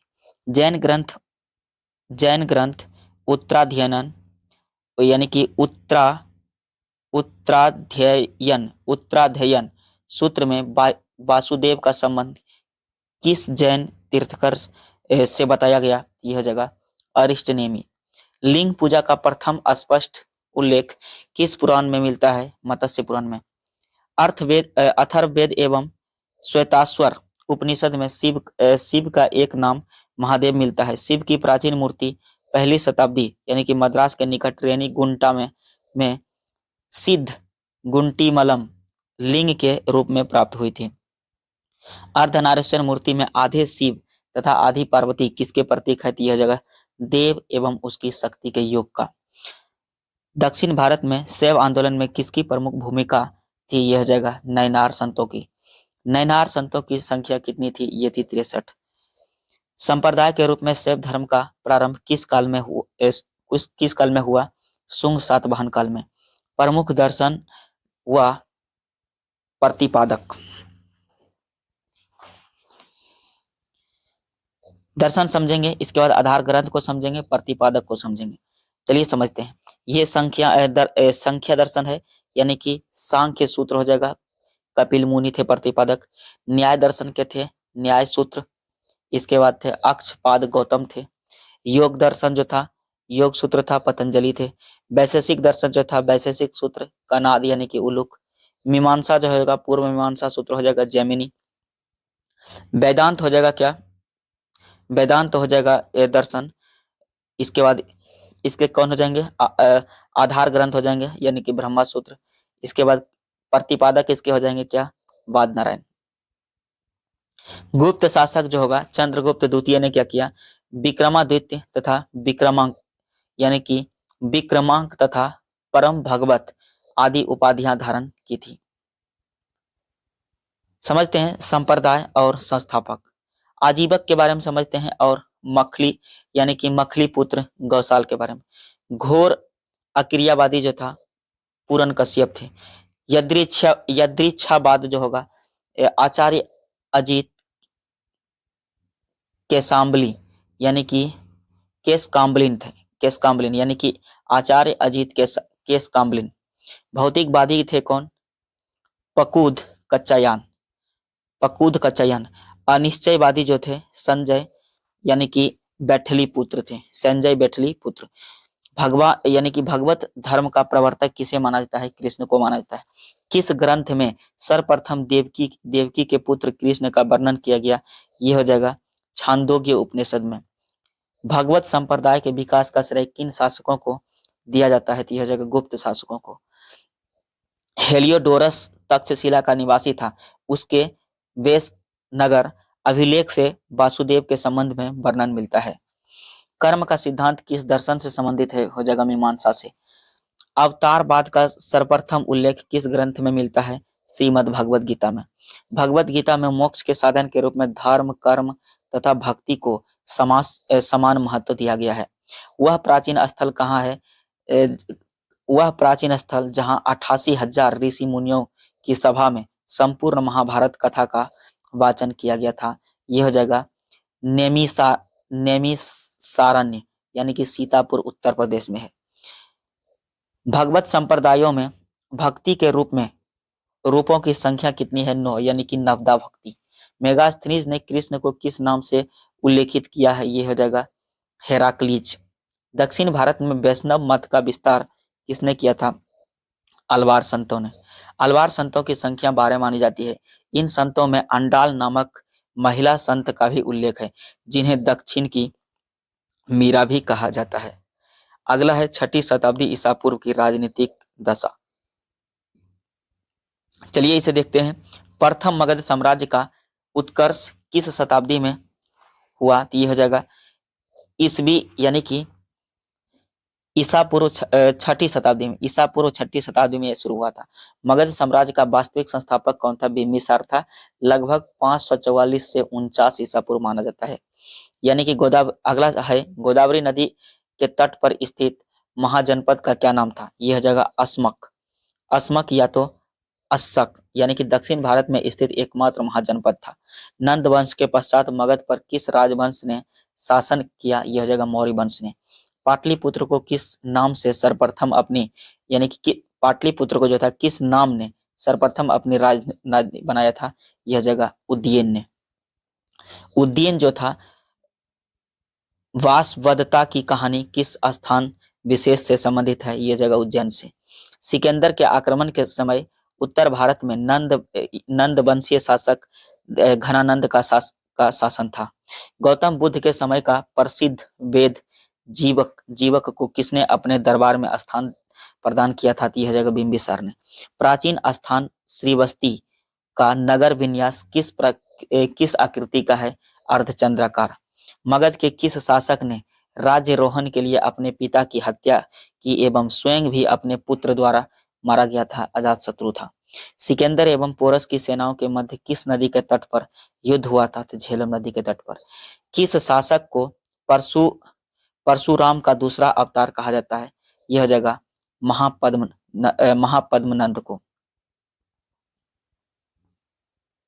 16 महाजनपद एवं उनकी राजधानी को चलिए समझते हैं। महाजनपद को देखेंगे और राजधानी। जैसे अंग जो था अंग महाजनपद चंपा, प्राचीन नाम मालिनी यानी कि मुंगेर। मगध का था ग्रीवराज राजगीर। मल्ल का था कुशीनारा यानी कि पावापुरी यानी कि देवरिया गोरखपुर में। काशी का था वाराणसी। इसके बाद कौशल का श्रीबस्ती अयोध्या यानी कि फैजाबाद अभी वर्तमान में उसे कहा जाता है। पंचाल का था उत्तरी पंचाल यानी कि अही छत्र एवं दक्षिणी पंचाल काम्पीपल्ली। कुरु का था इंद्रप्रस्थ यानी कि मेरठ दक्षिण ईसापुर हरियाणा है। वज्जी के था विदेह एवं मिथिला। मत्स्य था विराटनगर जयपुर। वत्स था कौशाम्बी इलाहाबाद बांदा। सूरसेन था मथुरा। वेदी था क्या? सोतीवती सुक्तिमती। और अस्मक था पोतन एवं पोटली। अवंती था उत्तरी अवंती उज्जैन एवं दक्षिणी अवंती माहिष्मती। गांधार का था तक्षशिला पाकिस्तान। कंबोज का था हाटक राजपुर कश्मीर। वज्जी तथा मल महाजनपदों में गणतांत्रिक व्यवस्था थी। क्या थी? गणतांत्रिक व्यवस्था। हर्यक वंश का अंतिम शासक कौन था? ये इंपोर्टेंट बहुत क्वेश्चन नागदशक का। उज्जैन का प्राचीनतम नाम क्या था? यह होगा अवंतिका। यानी कि सिकंदर की मृत्यु कहाँ हुई थी? बेबीलोन में हुई थी। 323 ईसा पूर्व में हुई थी। ग्रीक लेखकों ने किस शासक का उल्लेख अग्रमीज एवं जैंद्रमीज नाम से किया? तो यह हो जाएगा घनानंद। आगे समझते हैं सिकंदर के समकालीन यूनानी लेखकों का विवरण, यानी कि सिकंदर के जो समकालीन थे लेखक को देखेंगे, समय को देखेंगे और प्रमुख रचना को देखेंगे और महत्वपूर्ण साक्ष्य को भी देखेंगे। चलिए समझते हैं। यानी कि अरिस्टोब्यूलस जो लेखक था 327 से 326 ईसा पूर्व था। ये प्रमुख रचना था युद्ध का इतिहास और महत्वपूर्ण साक्ष्य मिले हैं एरियन व प्लूटार्क ने अपनी रचनाओं का आधार बताया। इसके बाद समझते हैं ओनो सेक्रिटस यानी कि ओनो जो सेक्रिटस था लेखक, ये 327 से 326 ईसा पूर्व आए थे और इसकी प्रमुख रचनाएं जो थी सिकंदर की जीवनी था लिखा हुआ। इसके बाद महत्वपूर्ण साक्ष्य यह जहाजी बेड़े का चालक था। महत्वपूर्ण तथ्य देख रहे हैं, यानी कि ये महत्वपूर्ण तथ्य था। इसके बाद समझते हैं नियार्कस समझते हैं 327 से 326, यानी कि तीनों ही क्या है सेम समय है। इसके बाद इसका प्रमुख जो रचना है, इसके बाद है स्ट्रेबो व एरियन विवरण है। इसके बाद महत्वपूर्ण साक्ष्य है यह सिकंदर के जहाजी बेड़े का एडमिरल था। समझते हैं बौद्ध ग्रंथ आगुन्तर निकाय एवं जैन ग्रंथ भगवती सूत्र में 16 महाजनपदों का उल्लेख मिलता है। अगला चैप्टर है मौर्य साम्राज्य। चलिए मौर्य साम्राज्य को विस्तार पूर्वक देखते हैं। बृहद स्तर पर केंद्रित प्रथम भारतीय साम्राज्य स्थापित किया गया था और चंद्रगुप्त मौर्य द्वारा, किसके द्वारा? चंद्रगुप्त मौर्य द्वारा। चाणक्य का एक अन्य नाम क्या था? विष्णुगुप्त था। सेंड्रोकोटस नाम से चंद्रगुप्त मौर्य की पहचान किसने की थी? विलियम जोन्स ने की थी। चंद्रगुप्त मौर्य का विशिष्ट रूप से वर्णन किसके ग्रंथ में से हुआ है? विशाखदत्त के ग्रंथ से। कौटिल्य द्वारा अर्थशास्त्र शासन के सिद्धांतों से संबंधित पुस्तक है जिसमें मुख्य रूप से राजनीतिक एवं आर्थिक नीतियों पर प्रकाश डाला गया है। बुलंदी बाग नामक प्राचीन स्थान कहाँ स्थित है? पाटलिपुत्र में। मैकियावेली के प्रसिद्ध ग्रंथ द प्रिंस की तुलना किससे की जा सकती है? कौटिल्य के अर्थशास्त्र से। पाटलिपुत्र में स्थित चंद्रगुप्त का महल मुख्यतः किससे निर्मित था? यह जगह लकड़ी से। सेल्यूकस जिसे अलेक्जेंडर द्वारा सिंध एवं अफगानिस्तान का प्रशासक नियुक्त किया गया था, को किस भारतीय राजा ने पराजित किया था? चंद्रगुप्त मौर्य ने किया था। बिंदुसार ने मैत्रीपूर्ण पत्र व्यवहार में सीरिया के शासक एंटियोकस से 3 वस्तुओं जैसे मीठी मदिरा, सूखी अंजीर तथा एक दार्शनिक सोफिस्ट की मांग की थी। दार्शनिकों को छोड़कर अन्य वस्तुओं को एंटियोकस ने बिंदुसार के पास भेजा था। समझते हैं कुम्हरार जो नामक स्थल किस प्राचीन नगर के अवशेष से प्राप्त हुए हैं? पाटलिपुत्र से। किसने सहिष्णुता, उदारता और करुणा के त्रिविध आधार पर राजधर्म की स्थापना की? सम्राट अशोक ने। सेंड्रोकोटस चंद्रगुप्त मौर्य और सिकंदर महान की भेंट का उल्लेख किसने किया? जस्टिन ने किया था। मालवा, गुजरात एवं महाराष्ट्र को किस शासक ने पहली बार जीता था? चंद्रगुप्त मौर्य ने जीता था। मौर्यकालीन तीर्थकर जो था अधिकारी, चलिए इसे समझते हैं। मौर्य काल में सबसे उच्च स्तर के अधिकारी तीर्थकर कहे जाते थे। किसको कहे जाते थे? समझते हैं। मौर्य काल में सबसे उच्चतर जो अधिकारी तीर्थकर को कहे जाते थे, तीर्थकर जो होते थे।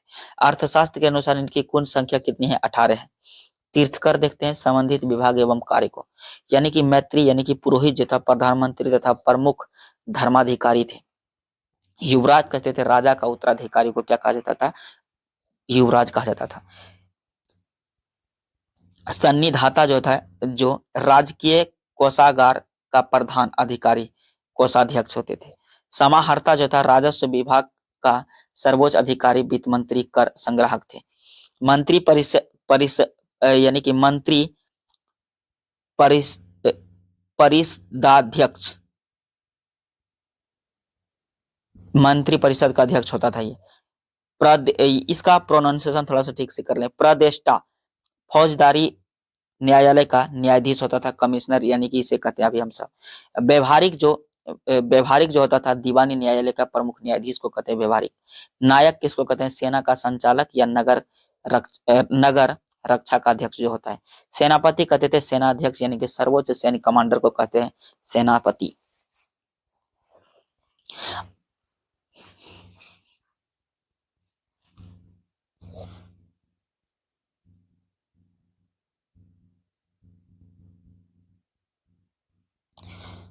अंतर्विशिक अंतर्विशिक सम्राट का अंगरक्षक सेना का प्रधान अधिकारी होता है।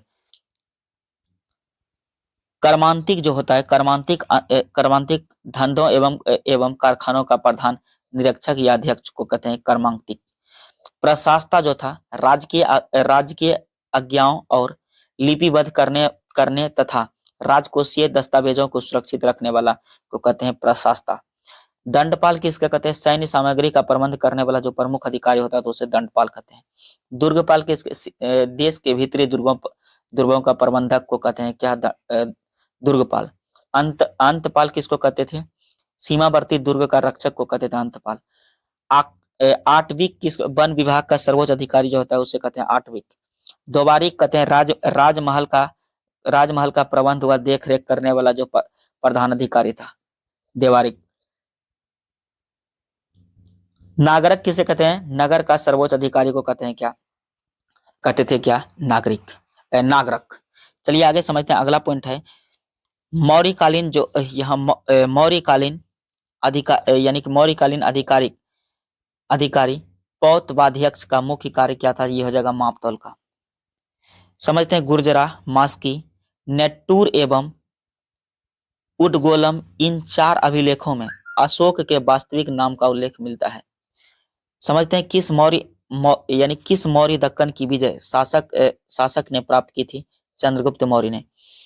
यह किस अभिलेख से प्रमाणित होता है कि चंद्रगुप्त मौर्य का प्रभाव पश्चिम भारत पर था? ये रुद्रदामन के जूनागढ़ अभिलेख से। चंद्रगुप्त मौर्य अपने जीवन के अंतिम दिनों में सरबन बेनगोला चले गए, जहां उन्होंने जैन विधि से उपवास पद्धति यानी कि सनलेखा पद्धति के द्वारा प्राण त्याग दिए।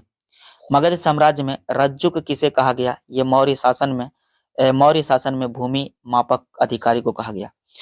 ब्राह्मी लिपि की प्रथम पहचान किस पर उत्कीर्ण अक्षरों से की गई? यह जगह पत्थर की पट्टियों पर। सम्राट अशोक का शिलालेख शहबाज गढ़ी से प्राप्त हुआ। वह स्थान कहाँ स्थित है? पेशावर, पाकिस्तान में। अशोक के शिलालेखों में प्रयुक्त भाषा कौन सी थी? प्राकृतिक थी। अशोक के शिलालेखों की खोजकर्ता को चलिए समझते हैं। अशोक शिलालेख खोजकर्ता और वर्ष को देखेंगे। जैसे धौली अभिलेख खोजा गया था किट्टो के द्वारा 1837 में। भाबरू शिलालेख खोजा गया था कैप्टन वट के द्वारा 1840 में। बराबर हुआ नागार्जुन गुफा खोजा गया था हैरिंगटन के द्वारा 1785 में। दिल्ली टोपरा की जो अभिलेख है ये शिलालेख खोजा गया था कैप्टन पोलियर के द्वारा 1785 में। दिल्ली मेरठ स्तंभ जो लेख था पेड्रो इपेंथेलर के द्वारा खोजा गया था 1750 ईस्वी में। मान सेहरा जो है कैप्टन ले ने खोजा था 1889 में। कालसी शिलालेख खोजा गया था जॉन फॉरेस्ट के द्वारा 1860 में। रेमिन देई ये खोजा गया था फीहरर के द्वारा 1896 में। जौनगढ़ शिला अभिलेख खोजा गया था सर वाल्टर इलियट के द्वारा 1850 में। गिरनार शिलालेख खोजा गया था लेफ्टिनेंट कर्नल टाड के द्वारा 1822 में। शहबाज गढ़ी जो था एक फ्रांसीसी अधिकारी था 1836 में खोजा गया। इलाहाबाद स्तंभ लेख जो था टी.एस. वट 1836 में। मास्की अभिलेख वीडेन था 1915 ईस्वी में। निगाली सागर फीहरर के द्वारा 1895 में। रामपुरवा जो था कार्लाइन के द्वारा 1872 में। सारनाथ स्तंभ खोजा गया था ऑरल स्टाइन 1905 ईस्वी में खोजा गया था। आगे समझते हैं मौर्य काल में व्यापारियों के संगठन को संभूत समूहस्थान और समव्यवहारिक तथा व्यापारियों के नेता को सार्थवाह कहा जाता था। आगे समझते हैं चलिए गुप्तचर व्यवस्था का प्रथम विस्तृत वर्णन किस ग्रंथ में किया गया? यह जगह अर्थशास्त्र में। मौर्य काल की किस पुस्तक में जहाज निर्माण व नाविक गतिविधियों का वर्णन है? इंडिका यानी कि मेगास्थनीज के द्वारा लिखा गया बुक है इंडिका। चंद्रगुप्त मौर्य ने अपने अंतिम समय किस धर्म का अनुयायी था? मतलब अंतिम समय में क्या किया था? धर्म का अनुयायी हो गया था, तो यह जगह जैन धर्म का। कौन सा स्थान मौर्य काल में शिक्षा का सर्वाधिक प्रसिद्ध केंद्र था? यह जगह तक्षशिला। गांवों के शासन को स्वायत्तशाही पंचायतों के माध्यम से संचालित करने की व्यवस्था का सूत्रपात किस वंश ने किया था? मौर्य वंश ने। मेगास्थनीज ने अपनी पुस्तक इंडिका में भारतीय समाज को 7 श्रेणियों में विभाजित किया गया है। अशोक का समकालीन तूर्मय कहाँ का राजा था? मिस्र का। मिस्र के शासक 288 से 246 ईसा पूर्व टॉलेमी फिलाडेल्फस के साथ अशोक के राजनयिक संबंध थे। संभवतः इसी को तूर्मय कहा गया है। चंद्रगुप्त मौर्य और अशोक दोनों का एक साथ उल्लेख किसके अभिलेख में किया गया? यह जगह महाक्षत्रप रुद्रदामन का जूनागढ़ अभिलेख में। महाक्षत्रप यानी कि रुद्रदामन का जो जूनागढ़ अभिलेख है उसमें किया गया था। भाग एवं बलि किसके प्रमुख स्रोत थे? राजस्व के स्रोत थे ये। गिरनार क्षेत्र में एक झील का निर्माण किस शासक ने करवाया था? चंद्रगुप्त मौर्य ने। कौशाम्बी तथा प्रयाग के स्तंभों में अशोक की रानी कोरुबाकी द्वारा दान किए जाने वाले उल्लेख मिलता है। इसे रानी का अभिलेख भी कहा जाता है। प्राचीन भारत के किस ग्रंथ में पति द्वारा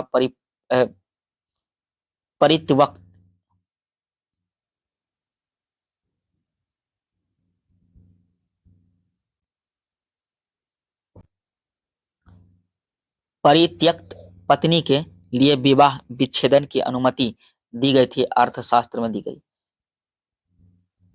कलिंग युद्ध की विजय तथा क्षत्रियों का वर्णन अशोक के किस शिलालेख में है? 13वें शिलालेख में है। अशोक के अभिलेखों से किस दक्षिणी राज्य के अतिरिक्त सभी दक्षिण राज्यों का उल्लेख प्राप्त होता है? सातवाहन। अंतिम मौर्य सम्राट कौन था? बृहद्रथ थे। मौर्य की जल संसाधन व्यवस्था की जानकारी किस अभिलेख से प्राप्त होती है? रुद्रदामन का गिरनार अभिलेख से। अशोक का समकालीन मिस्र का राजा कौन था? अलेक्जेंडर था। सेल्यूकस निकेटर जिसने चंद्रगुप्त मौर्य यानी कि सेल्यूकस निकेटर जिससे चंद्रगुप्त मौर्य ने क्या किया? अफगानिस्तान प्राप्त किया था। वह कहाँ का शासक था? सीरिया बेबीलोन का था। अशोक के पश्चात देवनामपीय की उपाधि किसने धारण की थी?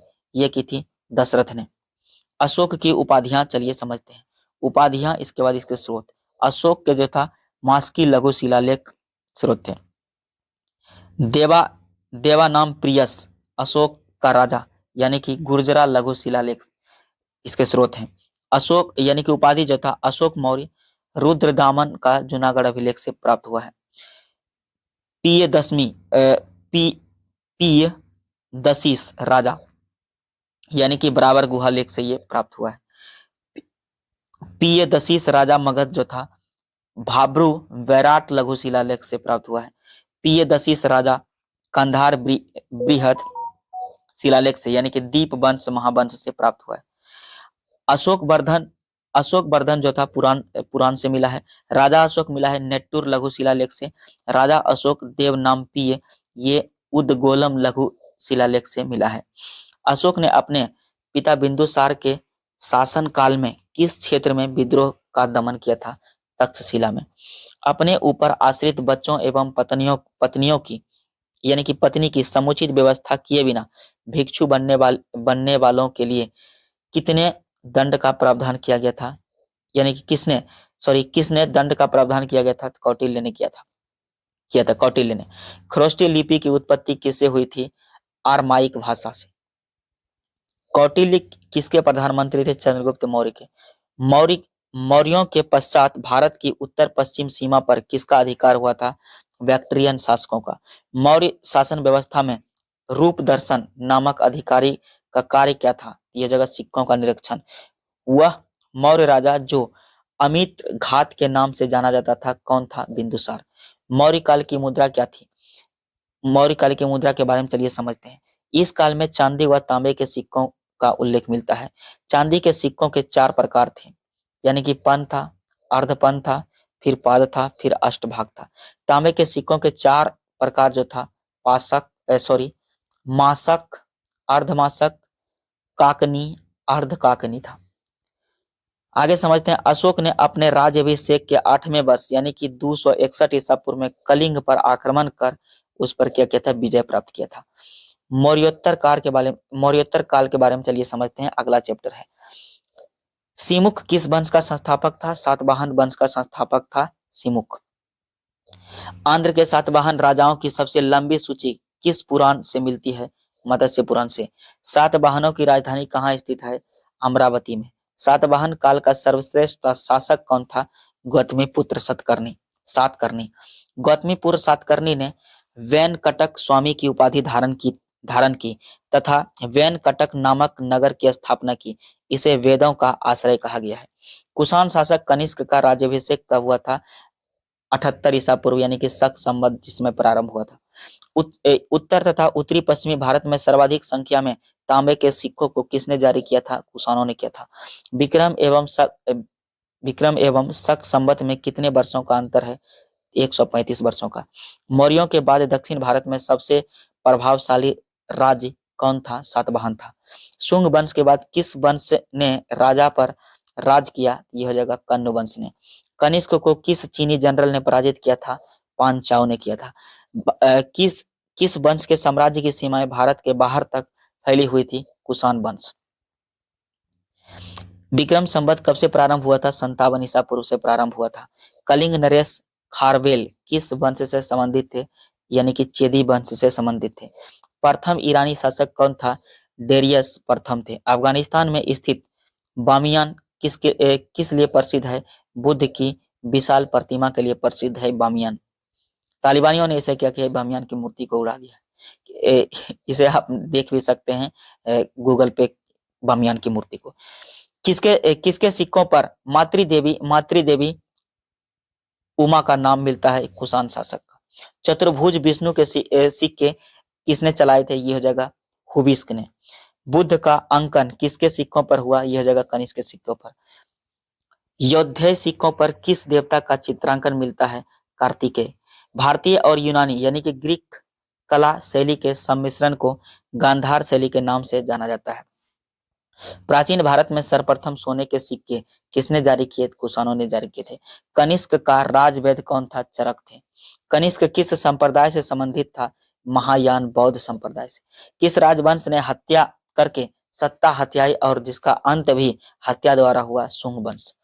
भारत के यूनानी शासकों में से किसकी स्मृति भारतीय साहित्यिक ग्रंथों में सर्वाधिक सुरक्षित है? मिनांडर की। इसे समझते हैं मौर्योत्तर कालीन विदेशी आक्रमण को। हम समझेंगे विदेशी आक्रामकता के बारे में, भारत आगमन के बारे में समझ, मूल निवास स्थान के बारे में समझेंगे, सर्वाधिक प्रसिद्ध शासक के बारे में समझेंगे और राजधानी और विशेष तथ्य के बारे में समझेंगे। जैसे हिंद यमन जो था विदेशी आक्रांता 190 ईसा पूर्व में हुआ था आगमन। मूल निवासी था बैक्ट्रिया यानी कि बैक्ट्रिया अफगानिस्तान के। सर्वाधिक प्रसिद्ध शासक जो था मिनांडर मिलिंद शाकल था और वर्तमान सियालकोट इसके विशेष यानी कि तथ्य हैं। इसके बाद था कौन? शक यानी कि सिथियन। शक सिथियन 90 ईसा पूर्व में हुआ था। इसके मूल निवास थे सीरिया ईरान और सर्वाधिक प्रसिद्ध शासक था नहपान यानी कि पश्चिमी भारत में। ये महाराष्ट्र से प्राप्त अभिलेखों तथा सातवाहन अभिलेखों में उल्लेख इसका मिलता है। इसके बाद समझते हैं क्या? पार्थियाई जो था पल्लव पहली सदी में हुआ था यानी कि पहली सदी ईसा पूर्व के अंत तक हुआ था। पार्थिया ईरान इसके मूल निवास स्थान थे और गोंडो सर्वाधिक प्रसिद्ध शासक था। बेलग्राम अफगानिस्तान में बड़ी संख्या में इसके सिक्के मिले हैं। समझते हैं कुषाण या तो क्या? यूची 15 ईसा पूर्व। चीनी यानी कि तुर्किस्तान हो जाएगा। कनिष्क इसके बाद हो जाएगा। इसके बाद उज्जैनी हो जाएगा, वर्तमान उज्जैन। पुरुषपुर यानी कि वर्तमान पेशेवर है। इसे समझते हैं आक्रमणकारियों का क्रम यानी कि हिंद यवन, इसके बाद शक, इसके बाद पहलव था, इसके बाद कुषाण था। समझते हैं सर्वप्रथम सोने के सिक्के जारी करने का श्रेय कुषाण शासक यानी कि बीम कडफिसेस को दिया जाता है। आगे समझते हैं गुप्त काल के बारे में। गुप्त राजवंश का प्रथम शासक कौन था? श्री गुप्त था। नगरों का क्रमिक पतन किस एक काल की महत्वपूर्ण विशेषता थी? गुप्त काल की। भारत में किस राजवंश का शासनकाल स्वर्ण युग कहा जाता है? गुप्त वंश को। गुप्त वंश ने अवध तक शासन किया था 275 से 550 ईस्वी तक। भारत का नेपोलियन किसे कहा जाता है? समुद्रगुप्त को। समुद्रगुप्त प्रथम गुप्त शासक था जिसने परम भगवान की उपाधि धारण की थी। इसके बाद गुप्त शासक चंद्रगुप्त द्वितीय ने भी परम भगवान की उपाधि धारण की थी। गुप्त संवत की स्थापना किस शासक ने की थी? चंद्रगुप्त प्रथम ने। किस गुप्त राजा का एक अन्य नाम देवगुप्त था? चंद्रगुप्त द्वितीय का। गुप्त काल में उत्तर भारतीय व्यापार किस पतन से संचालित होता था? यह जगह ताम्रलिपि से। इलाहाबाद स्तंभ अभिलेख जो होगा प्रयाग प्रशस्ति से समुद्रगुप्त के शासनकाल तथा सैन्य अभियान के विषय में जानकारी मिलती है। किस गुप्त शासक ने सर्वप्रथम सिक्के जारी किए थे? चंद्रगुप्त प्रथम ने। गुप्तकालीन स्वर्ण मुद्रा को क्या कहते हैं? यह जगह दिनार उसको कहते हैं। दिल्ली के कुब्बत उल इस्लाम मस्जिद के प्रांगण में स्थित प्रसिद्ध लौह स्तंभ किसकी स्मृति में बनाया गया है? यह जगह चंद्रगुप्त विक्रमादित्य यानी कि चंद्रगुप्त द्वितीय के द्वारा। किस शासक को शक विजेता कहा जाता है? चंद्रगुप्त द्वितीय को। गुप्त शासकों की प्रमुख उपाधियां को चलिए समझते हैं। शासक देखेंगे, उपाधियां देखेंगे। जैसे श्री गुप्त को उपाधियां मिली थी आदित्य राज यानी कि महाराज की। चंद्रगुप्त द्वितीय को मिला था विक्रमादित्य यानी कि विक्रमांक की या विक्रमांक यानी कि स्कंद गुप्त मिला था शुक्रादित्य या तो शुक्रोपम की। इसके बाद समुद्रगुप्त को मिला था प्राक्रमांक की और कुमारगुप्त को मिला था महेंद्रादित्य की और चंद्रगुप्त प्रथम को मिला था महाराजा धीराज की। उत्तर मध्य प्रदेश के रीवा जिले में स्थित सुपिया का लेख में गुप्त वंश को घटोत्कच वंश कहा गया है। गुप्तकालीन अधिकारी के बारे में समझते हैं। अधिकारी और विभाग को यानी कि महासेनापति जो था, महासेनापति को कहा जाता था सेना का सर्वोच्च अधिकारी होता था महासेनापति। रणभंडागारिक सेना की आवश्यकताओं की पूर्ति करने वाला प्रधान अधिकारी होता था रणभंडागारिक। महासंधि विग्राहक किसे कहा जाता था? युद्ध व शांति का प्रधान होता था वो। भांडागाराधिकृत इसके यानी कि राजकीय कोष का प्रधान होता था ये। महाअक्ष पटली किसे कहा जाता था? अभिलेख विभाग का प्रधान होता था। यानी कि सर्वाध्यक्ष कहा जाता था केंद्रीय सचिवालय का प्रधान को। महाप्रतिहार कहा जाता था राज प्रसाद का मुख्य सुरक्षा अधिकारी को। ध्रुवाधिकरण कहा जाता था भूमि कर वसूलने वाले विभाग का प्रधान होता था। अग्रहारिका कहा जाता था दान विभाग का प्रधान। महाबलाधिकृत यानी कि सेना का सेनापति होता था सर्वोच्च अधिकारी। महादंडनायक होता था न्यायाधीश। महादंड पाशिक होता था पुलिस विभाग का सर्वोच्च पदाधिकारी। विनय स्थिति स्थापक होता था यानी कि शिक्षा अधिकारी को कहा जाता था विनय स्थिति स्थापक। गुप्त काल में अपनी आयुर्विज्ञान विषयक रचना के लिए कौन प्रसिद्ध था? यह जगह सुश्रुत। चंद्रगुप्त के नवरत्न में से कौन फलित ज्योतिष से संबंधित था? यह जगह छपनक हो जाएगा। चंद्रगुप्त द्वितीय 375 से 415 ईस्वी स्वयं एक विद्वान तथा विद्वानों का आश्रयदाता था। इसके दरबार में 9 विद्वानों का एक समूह नवरत्न निवास करता था। इनमें कालिदास, धनवंतरी, छपनक, शंकु और बेताल भट्ट, अमर सिंह, घटपरकर और ब्राह्ममिहिर तथा बररुचि जैसे विद्वान थे। शक एवं गुप्त संवतों के मध्य कितना अंतर था? अंतर है यह जगह 242 वर्ष। गुप्तकालीन रजत यानी कि चांदी मुद्राओं को क्या नाम दिया गया था? रूपक। कुमार गुप्तकालीन मंदसौर अभिलेख में किस श्रेणी का उल्लेख किया गया है? तंतुवाय की। आगे समझते हैं गुप्त काल की कृषि व्यवस्था का महत्वपूर्ण लक्षण क्या था? सामंतवाद का प्रारंभ। आगे समझते हैं गुप्तकालीन भूमि वर्गीकरण। क्षेत्र का खेती करने योग्य भूमि यानी कि खेती करने योग्य भूमि को कहा जाता क्षेत्र। वास्तु कहा जाता था निवास करने योग्य भूमि को। खील कहा जाता जो भूमि कृषि योग्य नहीं थी उसे कहा जाता था खील। ओप्रहत कहा जाता जंगली भूमि को। चारागाह कहा जाता पशुओं के चरने के लिए छोड़ी गई भूमि को चारागाह कहा जाता था। किस शासक ने 4 अश्वमेध यज्ञ किए थे? प्रवरसेन प्रथम ने किया था। कांस्य अस्त्र शब्द का उल्लेख किस ग्रंथ में मिलता है? मुद्रा राक्षस में मिलता है। ईंटों से निर्मित गुप्तकालीन मंदिर कहाँ स्थित है? बिठूर कानपुर में। कुमार गुप्त के समय में ही माध्य यानी कि माध्य भारत में रजत सिक्कों यानी कि मयूर सेलों सेलों का प्रचलन हुआ। उसने महेंद्रादित्य की उपाधि धारण की थी। नालंदा विश्वविद्यालय की स्थापना कुमार गुप्त के शासनकाल में की गई थी। गुप्त काल में बैठक की प्रसिद्धि का क्या कारण था? व्यवहारिक मंडी था। शतरंज का खेल भारत में गुप्त काल के दौरान प्रारंभ हुआ था, जहां इसे चतुरंग के नाम से जाना जाता था। भारत से यह ईरान एवं तत्पश्चात यूरोप पहुंचा। गुप्त काल में किस बंदरगाह से दक्षिण पूर्वी एशियाई राष्ट्रों को जहाज रवाना होते थे? यह जगह ताम्रलिपित। किस चीनी यात्री ने गुप्त काल में भारत की दशा का वर्णन किया है? फाहियान ने। भारत हिंदू देवी देवताओं को समर्पित सबसे प्राचीन मंदिर किसके काल का है? यह जगह गुप्त काल का है।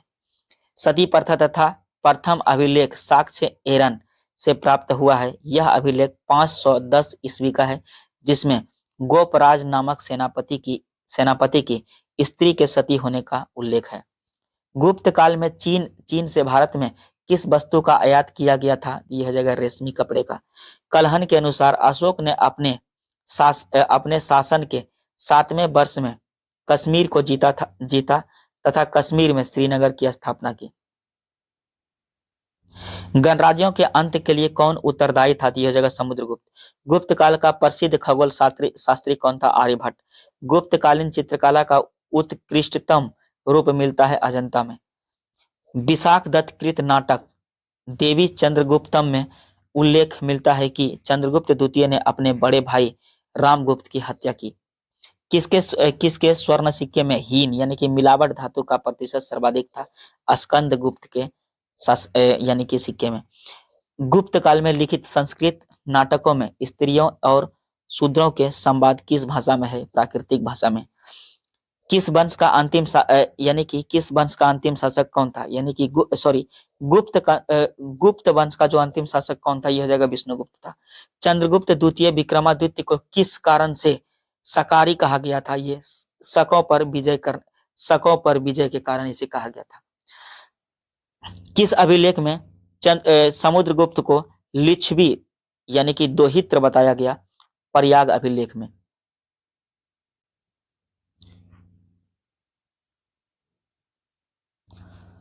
हुनों ने स्कंद गुप्त के शासन काल में आक्रमण किया था। इसमें स्कंद गुप्त ने हुनों पर विजय प्राप्त की। गुप्त काल में श्रेणियों की बड़ी संस्था जिसकी शिल्पी श्रेणियां सदस्य थी को क्या कहा जाता था? यह निगम कहा जाता था। अग्रहार से क्या तात्पर्य था? ब्राह्मणों को दिया जाने वाला भूदान को कहा जाता अग्रहार। विदिशा के पास उदयगिरी बुद्ध गुफाओं का निर्माण किस काल में हुआ था? गुप्त काल में हुआ था। ब्राह गुहा का निर्माण किस देवता के सम्मान में करवाया गया था? यह भगवान विष्णु के सम्मान में करवाया गया था।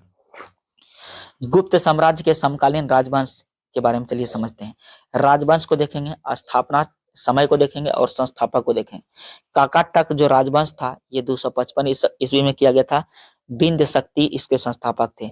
नाग राजवंश और 330 में जो किया गया था, ये 330 में भी किया गया था, तो ये था सर्वसेन। नाग राजवंश जो था इसकी स्थापना 305 में किया गया था, यह था भवनाग। नेत्रकूटक राजवंश की स्थापना 415 ईस्वी में किया गया था इंद्रदत्त के द्वारा, यानी कि इसके जो संस्थापक थे इंद्रदत्त थे। हुन राजवंश 500 ईस्वी में किया गया था, यानी कि तोरमान के द्वारा। सालंकायन जो राजवंश था ये 300 ईस्वी में किया गया था देवबर्मन के द्वारा। विष्णुकुंडित राजवंश जो था, विष्णुकुंडित राजवंश 475 ईस्वी में किया गया था विक्रमेंद्र प्रथम के द्वारा। मथुरा राजवंश 325 ईस्वी में किया गया था, अच्युत इसके थे संस्थापक, और 350 में जो किया गया था शंकर बर्मन थे इसके संस्थापक। चलिए अगला समझते हैं गुप्तोत्तर काल के बारे में चलिए समझते हैं। गुर्जर प्रतिहार वंश की स्थापना किस शासक ने की थी? नागभट्ट प्रथम ने किया था। राष्ट्रकूट साम्राज्य की स्थापना किसने की थी? दंती दुर्ग ने की थी। गुप्तोत्तर काल में भारत में मुख्यतः किसका आयात किया गया था, तो यह हो जाएगा घोड़ों का। यह आखिर मौखरी शासकों की राजधानी कहाँ स्थित थी, यह हो जाएगा कन्नौज में। सम्राट हर्षवर्धन ने अपने शासनकाल में कन्नौज तथा प्रयाग में बौद्ध महासम्मेलन का आयोजन किया था। बाल विवाह की प्रथा किसके शासन काल में आरंभ हुई थी, कुषाण काल में आरंभ हुई थी। प्राचीन भारत में सिंचाई कर को क्या कहते थे, यह जगह विदक भागम कहा जाता था। हर्ष के शासन में अवंती युद्ध और शांति का अधिकारी था। इसके अतिरिक्त कुछ अन्य अधिकारी निम्नवत थे, जैसे समझ लेते हैं इसे। सिंहनाद और सेनापति। कुंतल अश्व सेना का प्रधान होता था। स्कंदगुप्त होता था हस्त सेना का प्रधान। सामंत या तो महाराज होता था। नागरिक प्रशासन का प्रमुख। तीसरी शताब्दी में वारंगल किस लिए प्रसिद्ध था, यह जगह लोहे के यंत्रों या उपकरणों हेतु। पुराणों के अनुसार चंद्रवंशीय शासकों का मूल स्थान किसे माना जाता है, यह जगह प्रतिष्ठानपुर को। हर्षचरित नामक पुस्तक के रचयिता कौन थे, बाणभट्ट थे। हर्ष का शासनकाल कब से कब तक था, 606 से 641 ईस्वी तक। सम्राट ने अपनी राजधानी थानेश्वर से कहां स्थानांतरित की थी, यह जगह कन्नौज। कवि बाणभट्ट कहाँ के निवासी थे, औरंगाबाद यानी कि महाराष्ट्र के। नर्मदा नदी पर सम्राट हर्ष के दक्षिणावर्ती अभियान को पुलकेशिन द्वितीय ने रोका था। आगे समझते हैं नालंदा विश्वविद्यालय किस राज्य में स्थित है, बिहार में है।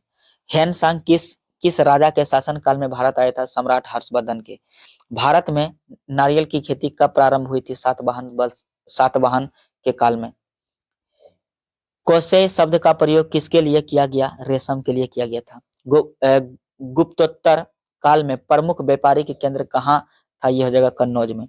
ह्वेनसांग की भारत में यात्रा के समय सूती वस्त्रों के उत्थान के लिए सबसे प्रसिद्ध नगर मथुरा था। गुप्तोत्तर काल में भूमि का स्वामित्व किसके हाथ में था, ग्राम सभा के हाथ में। भारत में सबसे प्राचीन विश्वविद्यालय है नालंदा विश्वविद्यालय। भीनमाल की यात्रा किस चीनी यात्री ने की थी, ह्वेनसांग ने की थी। चीनी यात्री इत्सिंग ने बिहार का भ्रमण किस समय किया था, 672 ईस्वी में किया था। हर्ष को 3 नाटकों प्रियदर्शिका, रत्नावली और नागानंद के रचयिता के रूप में भी जाना जाता है। नालंदा विश्वविद्यालय को किसने नष्ट किया था, बख्तियार खिलजी ने किया था। किस काल में जजमानी व्यवस्था कहलाने वाली एक नए प्रकार की सामाजिक संरचना का भारत में प्रसार हुआ, उत्तर गुप्त काल में। चीन में दूत भेजने वाले शासक कौन थे, चीन में जो दूत भेजने वाले शासक को चलिए समझते हैं, शासक और वंश या राज्य के बारे में। हर्षवर्धन जो था पुष्यभूति वंश के थे। हर्षवर्धन पुष्यभूति वंश के थे और नरसिंह द्वितीय था पल्लव वंश के। यशोवर्मन जो था कन्नौज नरेश थे और कुलोत्तुंग जो प्रथम था चोल वंश के थे। यानी कि मौर्यों द्वारा निर्मित सुदर्शन झील जो कि क्या है काठियावाड़ में है का जीर्णोद्धार शासक रुद्रदामन प्रथम ने करवाया था। प्राचीन भारत स्थापत्य कला के बारे में समझते हैं। प्राचीन भारत में स्थापत्य कला, खजुराहो का मांगतेश्वर मंदिर किस देवता को समर्पित है, ये शिव को समर्पित है। 100 से अधिक बौद्ध गुफाएं कहाँ स्थित है, ये हो जाएगा क्या, कन्हेरी महाराष्ट्र में है। अभी वर्तमान में क्या है, महाराष्ट्र में। पलिताना मंदिर किस राज्य में अवस्थित है, यह जगह भावनगर में है। त्रिमूर्ति के नाम से कौन सी गुफा विख्यात है, यह जगह एलिफेंटा की गुफा। खजुराहो के मंदिर हिंदू एवं जैन धर्म से संबंधित है। इनका निर्माण चंदेल शासकों द्वारा करवाया गया था। 950 से 1050 ईस्वी में करवाया गया था। एलोरा की प्रसिद्ध शैलकृत मंदिर व गुफाएं किस धर्म से संबंधित है, ये हिंदू, बौद्ध एवं जैन धर्म से संबंधित है। पशुपतिनाथ मंदिर किस देश में स्थित है, यह जगह नेपाल काठमांडू में। बौद्ध गुफा मंदिरों में कौन सबसे प्रसिद्ध है, यह अजंता यानी कि महाराष्ट्र में है। एलोरा गुफाओं यानी कि महाराष्ट्र का निर्माण जो क्या है महाराष्ट्र में है, का निर्माण किन शासकों ने करवाया था, राष्ट्रकूटों ने करवाया था एलोरा गुफाओं का निर्माण। प्रसिद्ध नेमिषारण्य तीर्थ किस जनपद में है, यह जगह सीतापुर उत्तर प्रदेश में है। इसके बाद समझते हैं शैलकृत मंदिर जो स्थापत्य का आश्चर्य किसे माना जाता था? तो यह जगह कैलाश मंदिर को, जो एलोरा। एलिफेंटा के शैलकृत मंदिरों को स्थापित करने का श्रेय राष्ट्रकूट शासकों को दिया जाता है। यहाँ की गुफाएं शैव धर्म से संबंधित है। एलोरा के प्रसिद्ध शिव मंदिर का निर्माण किस राष्ट्रकूट शासक ने करवाया था? कृष्ण प्रथम ने। अंकोर वाट का विष्णु मंदिर कहाँ पर स्थित है? यह जगह कंबोडिया में। किस धर्म को राष्ट्रकूटों का संरक्षण प्राप्त था? जैन धर्म को। कोणार्क सूर्य मंदिर का निर्माण किस शासक ने करवाया था? नरसिंह नरसिंह देव बर्मन ने करवाया था।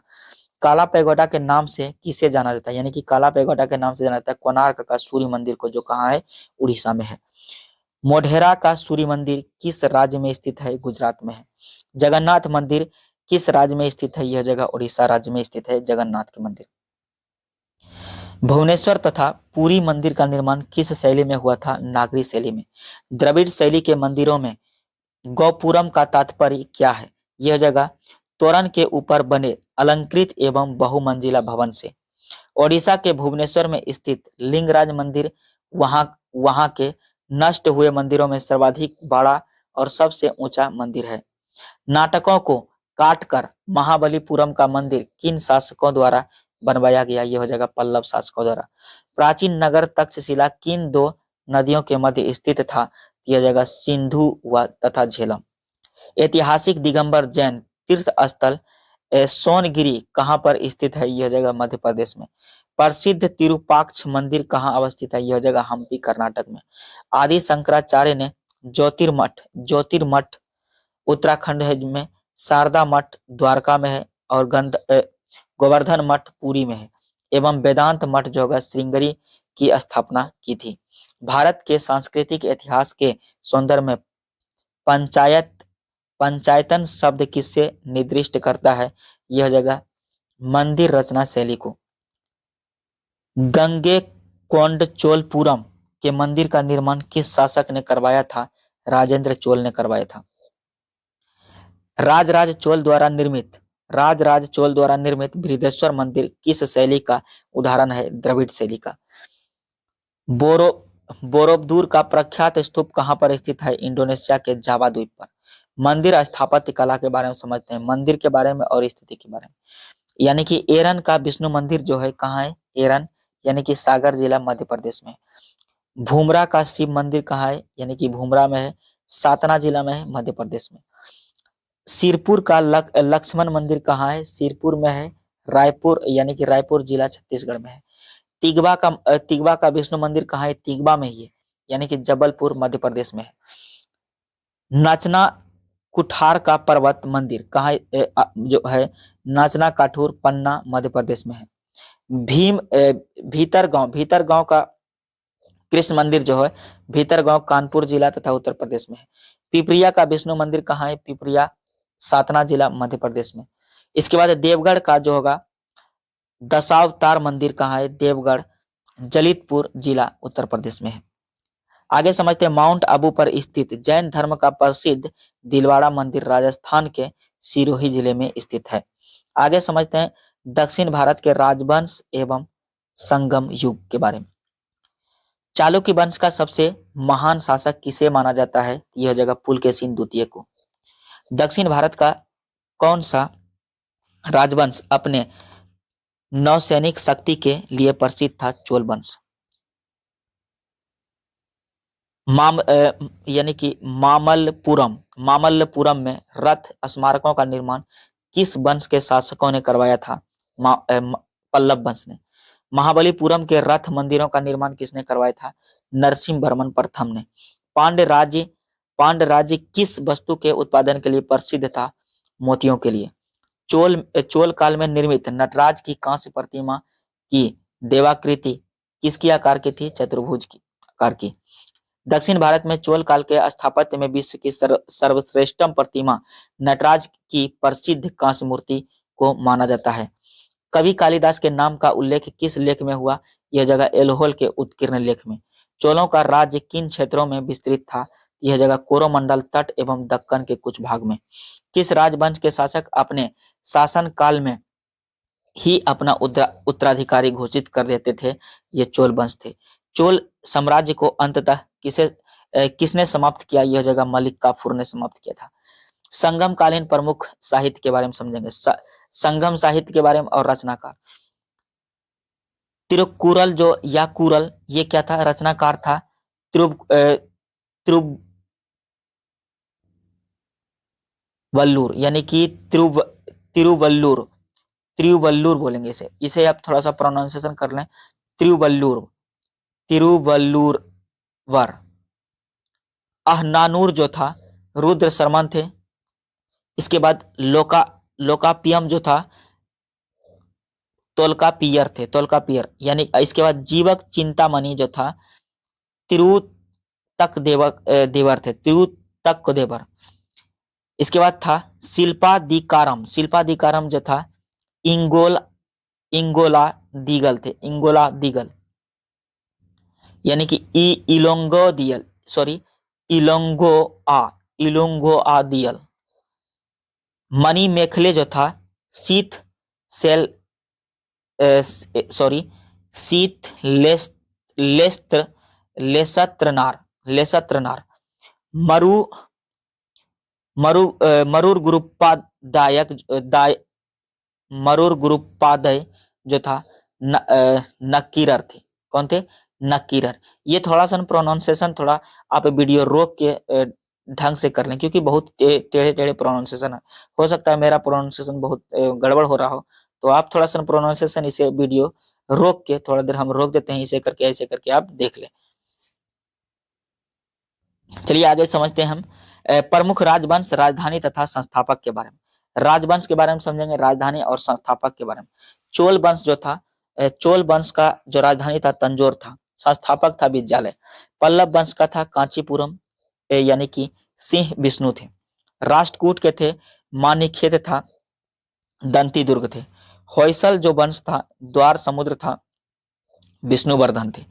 काकतीय वंश का था अमरकोंड, सॉरी इसे कहेंगे अमकोंड, अमकोंड। वीटा प्रथम थे इसके। यानी कि गंग वंश के थे कुबलाल हुआ तो तलकाड, वज्र यानी कि ब्रजहस्त पंचम। पाल वंश के थे मुंगेर और गोपाल, गोपाल थे इसके क्या? संस्थापक। सेन वंश के थे लखनौती और संस्थापक थे सामंत सेन। पांड्य वंश के थे मदुरई और संस्थापक थे कौन? नेडियोन।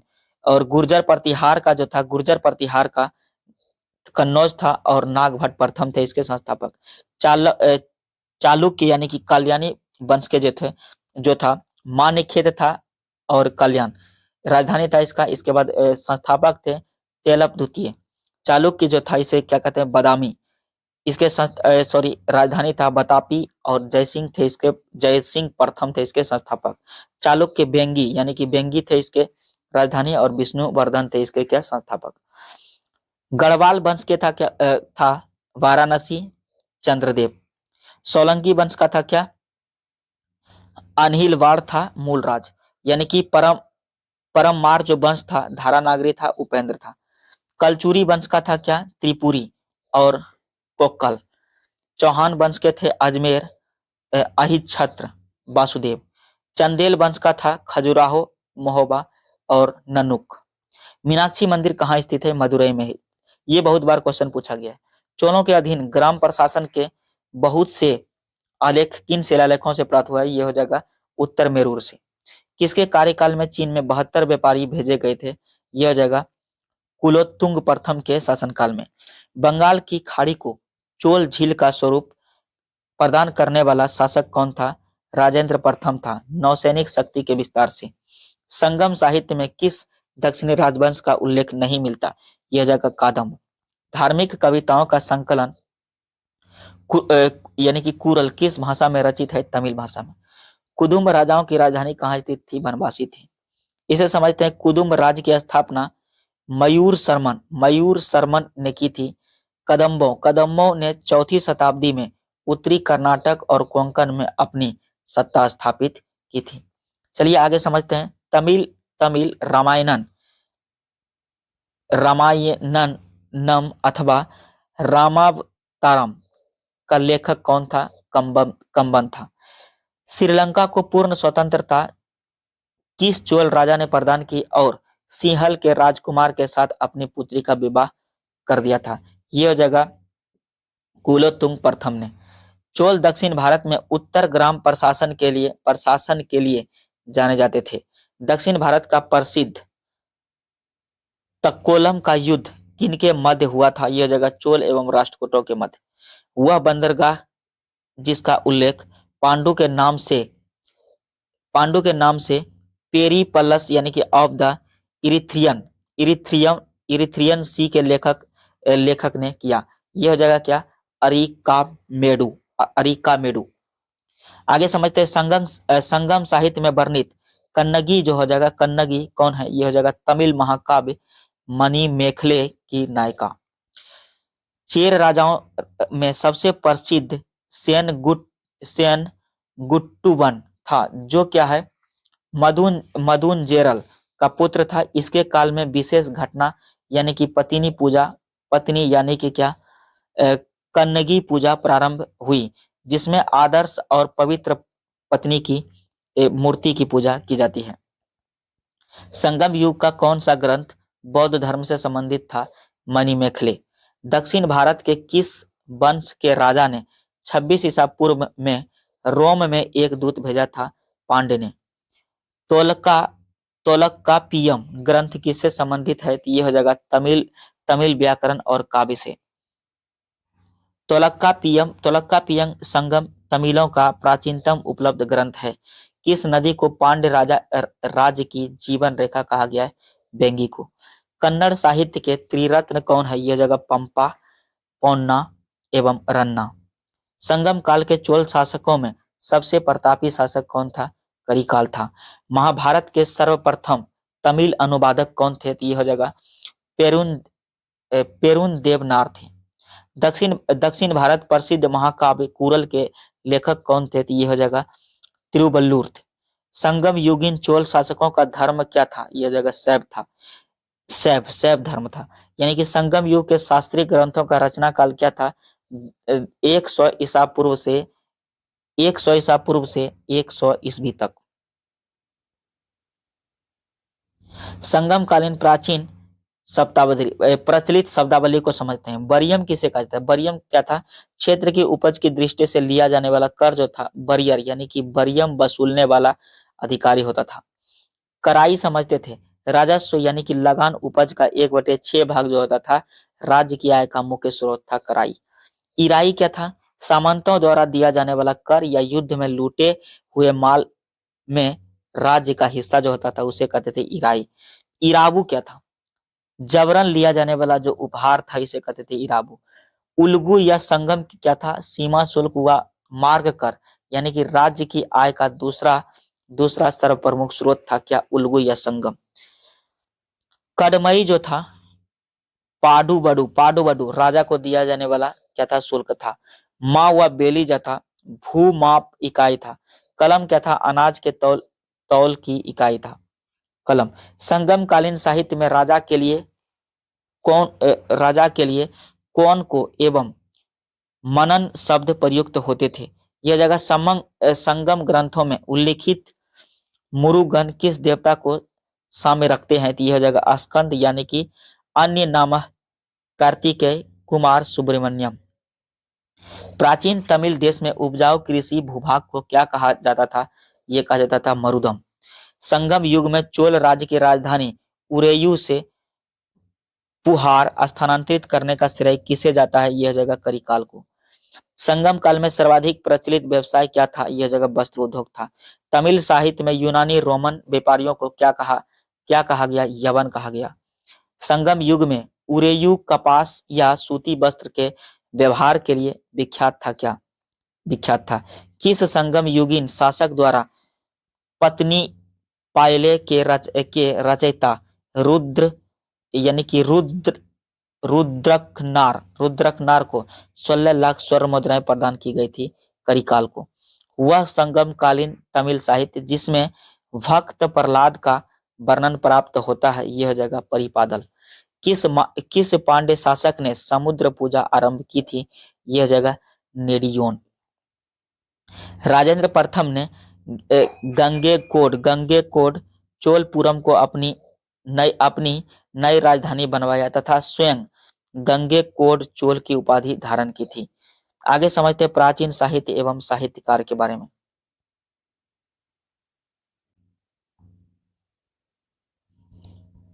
हिंदू हिंदू विधि की एक प्रसिद्ध पुस्तक दाय भाग के रचयिता कौन थे? तो यह जगह जीमूत वाहन। मेरुतुंग द्वारा रचित प्रबंध चिंतामणि में किस शासकों का वर्णन चिंतामणि में किन शासकों का वर्णन है? गुजरात के शासकों का। आर्यभट्ट कौन थे? भारतीय गणितज्ञ एवं खगोल शास्त्री थे। बंगाल के शासक रामपाल की जीवन कथा रामचरित के रचयिता कौन है? यह जगह संध्याकर नंदी। कल्हन द्वारा रचित राजतरंगिणी को किसने आगे बढ़ाया? यह जगह जॉन राज एवं श्रीवर ने। पंचतंत्र मूल रूप से किसके द्वारा लिखी गई थी? पंडित विष्णु शर्मा के द्वारा। पंचतंत्र भारत की सर्वाधिक बार अनुवादित साहित्यिक पुस्तक मानी जाती है। मूलतः संस्कृत में रचित इस पुस्तक का 15 भारतीय तथा 40 विदेशी भाषाओं में अनुवाद हुआ है। मुगल काल में इसका फारसी अनुवाद अनवारे सुहौली शीर्षक किया गया था। अष्टाध्याय के रचयिता कौन थे? यह जगह पाणिनि। चरक संहिता नामक पुस्तक किस विषय से संबंधित है? चिकित्सा से संबंधित है। पृथ्वीराज रासो के रचयिता कौन थे? यह जगह चंद्रवरदाई।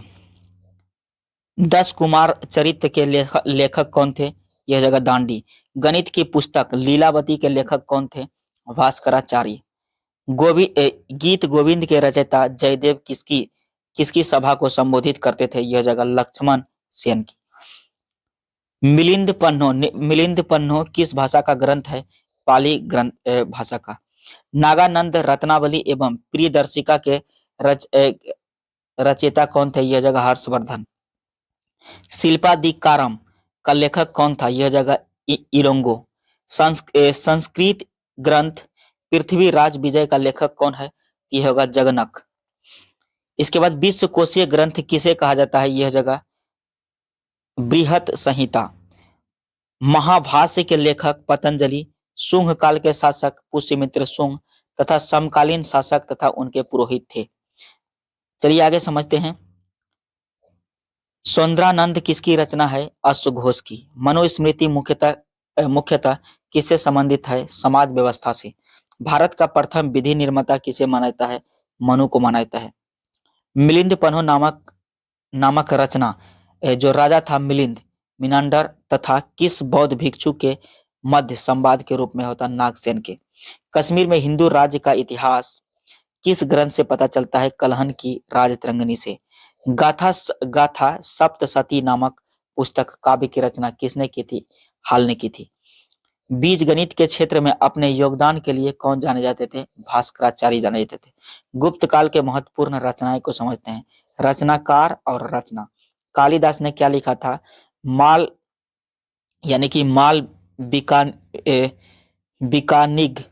बिकाग्नि मित्र, अभिज्ञान शकुंतलम, मेघदूतम, ऋतु संहारम, कुमार संभवम, रघुवंशम, विक्रमोर्वशीयम, ये लिखा गया है। ये सारे जितने रचना लिखा गया है कालिदास के द्वारा।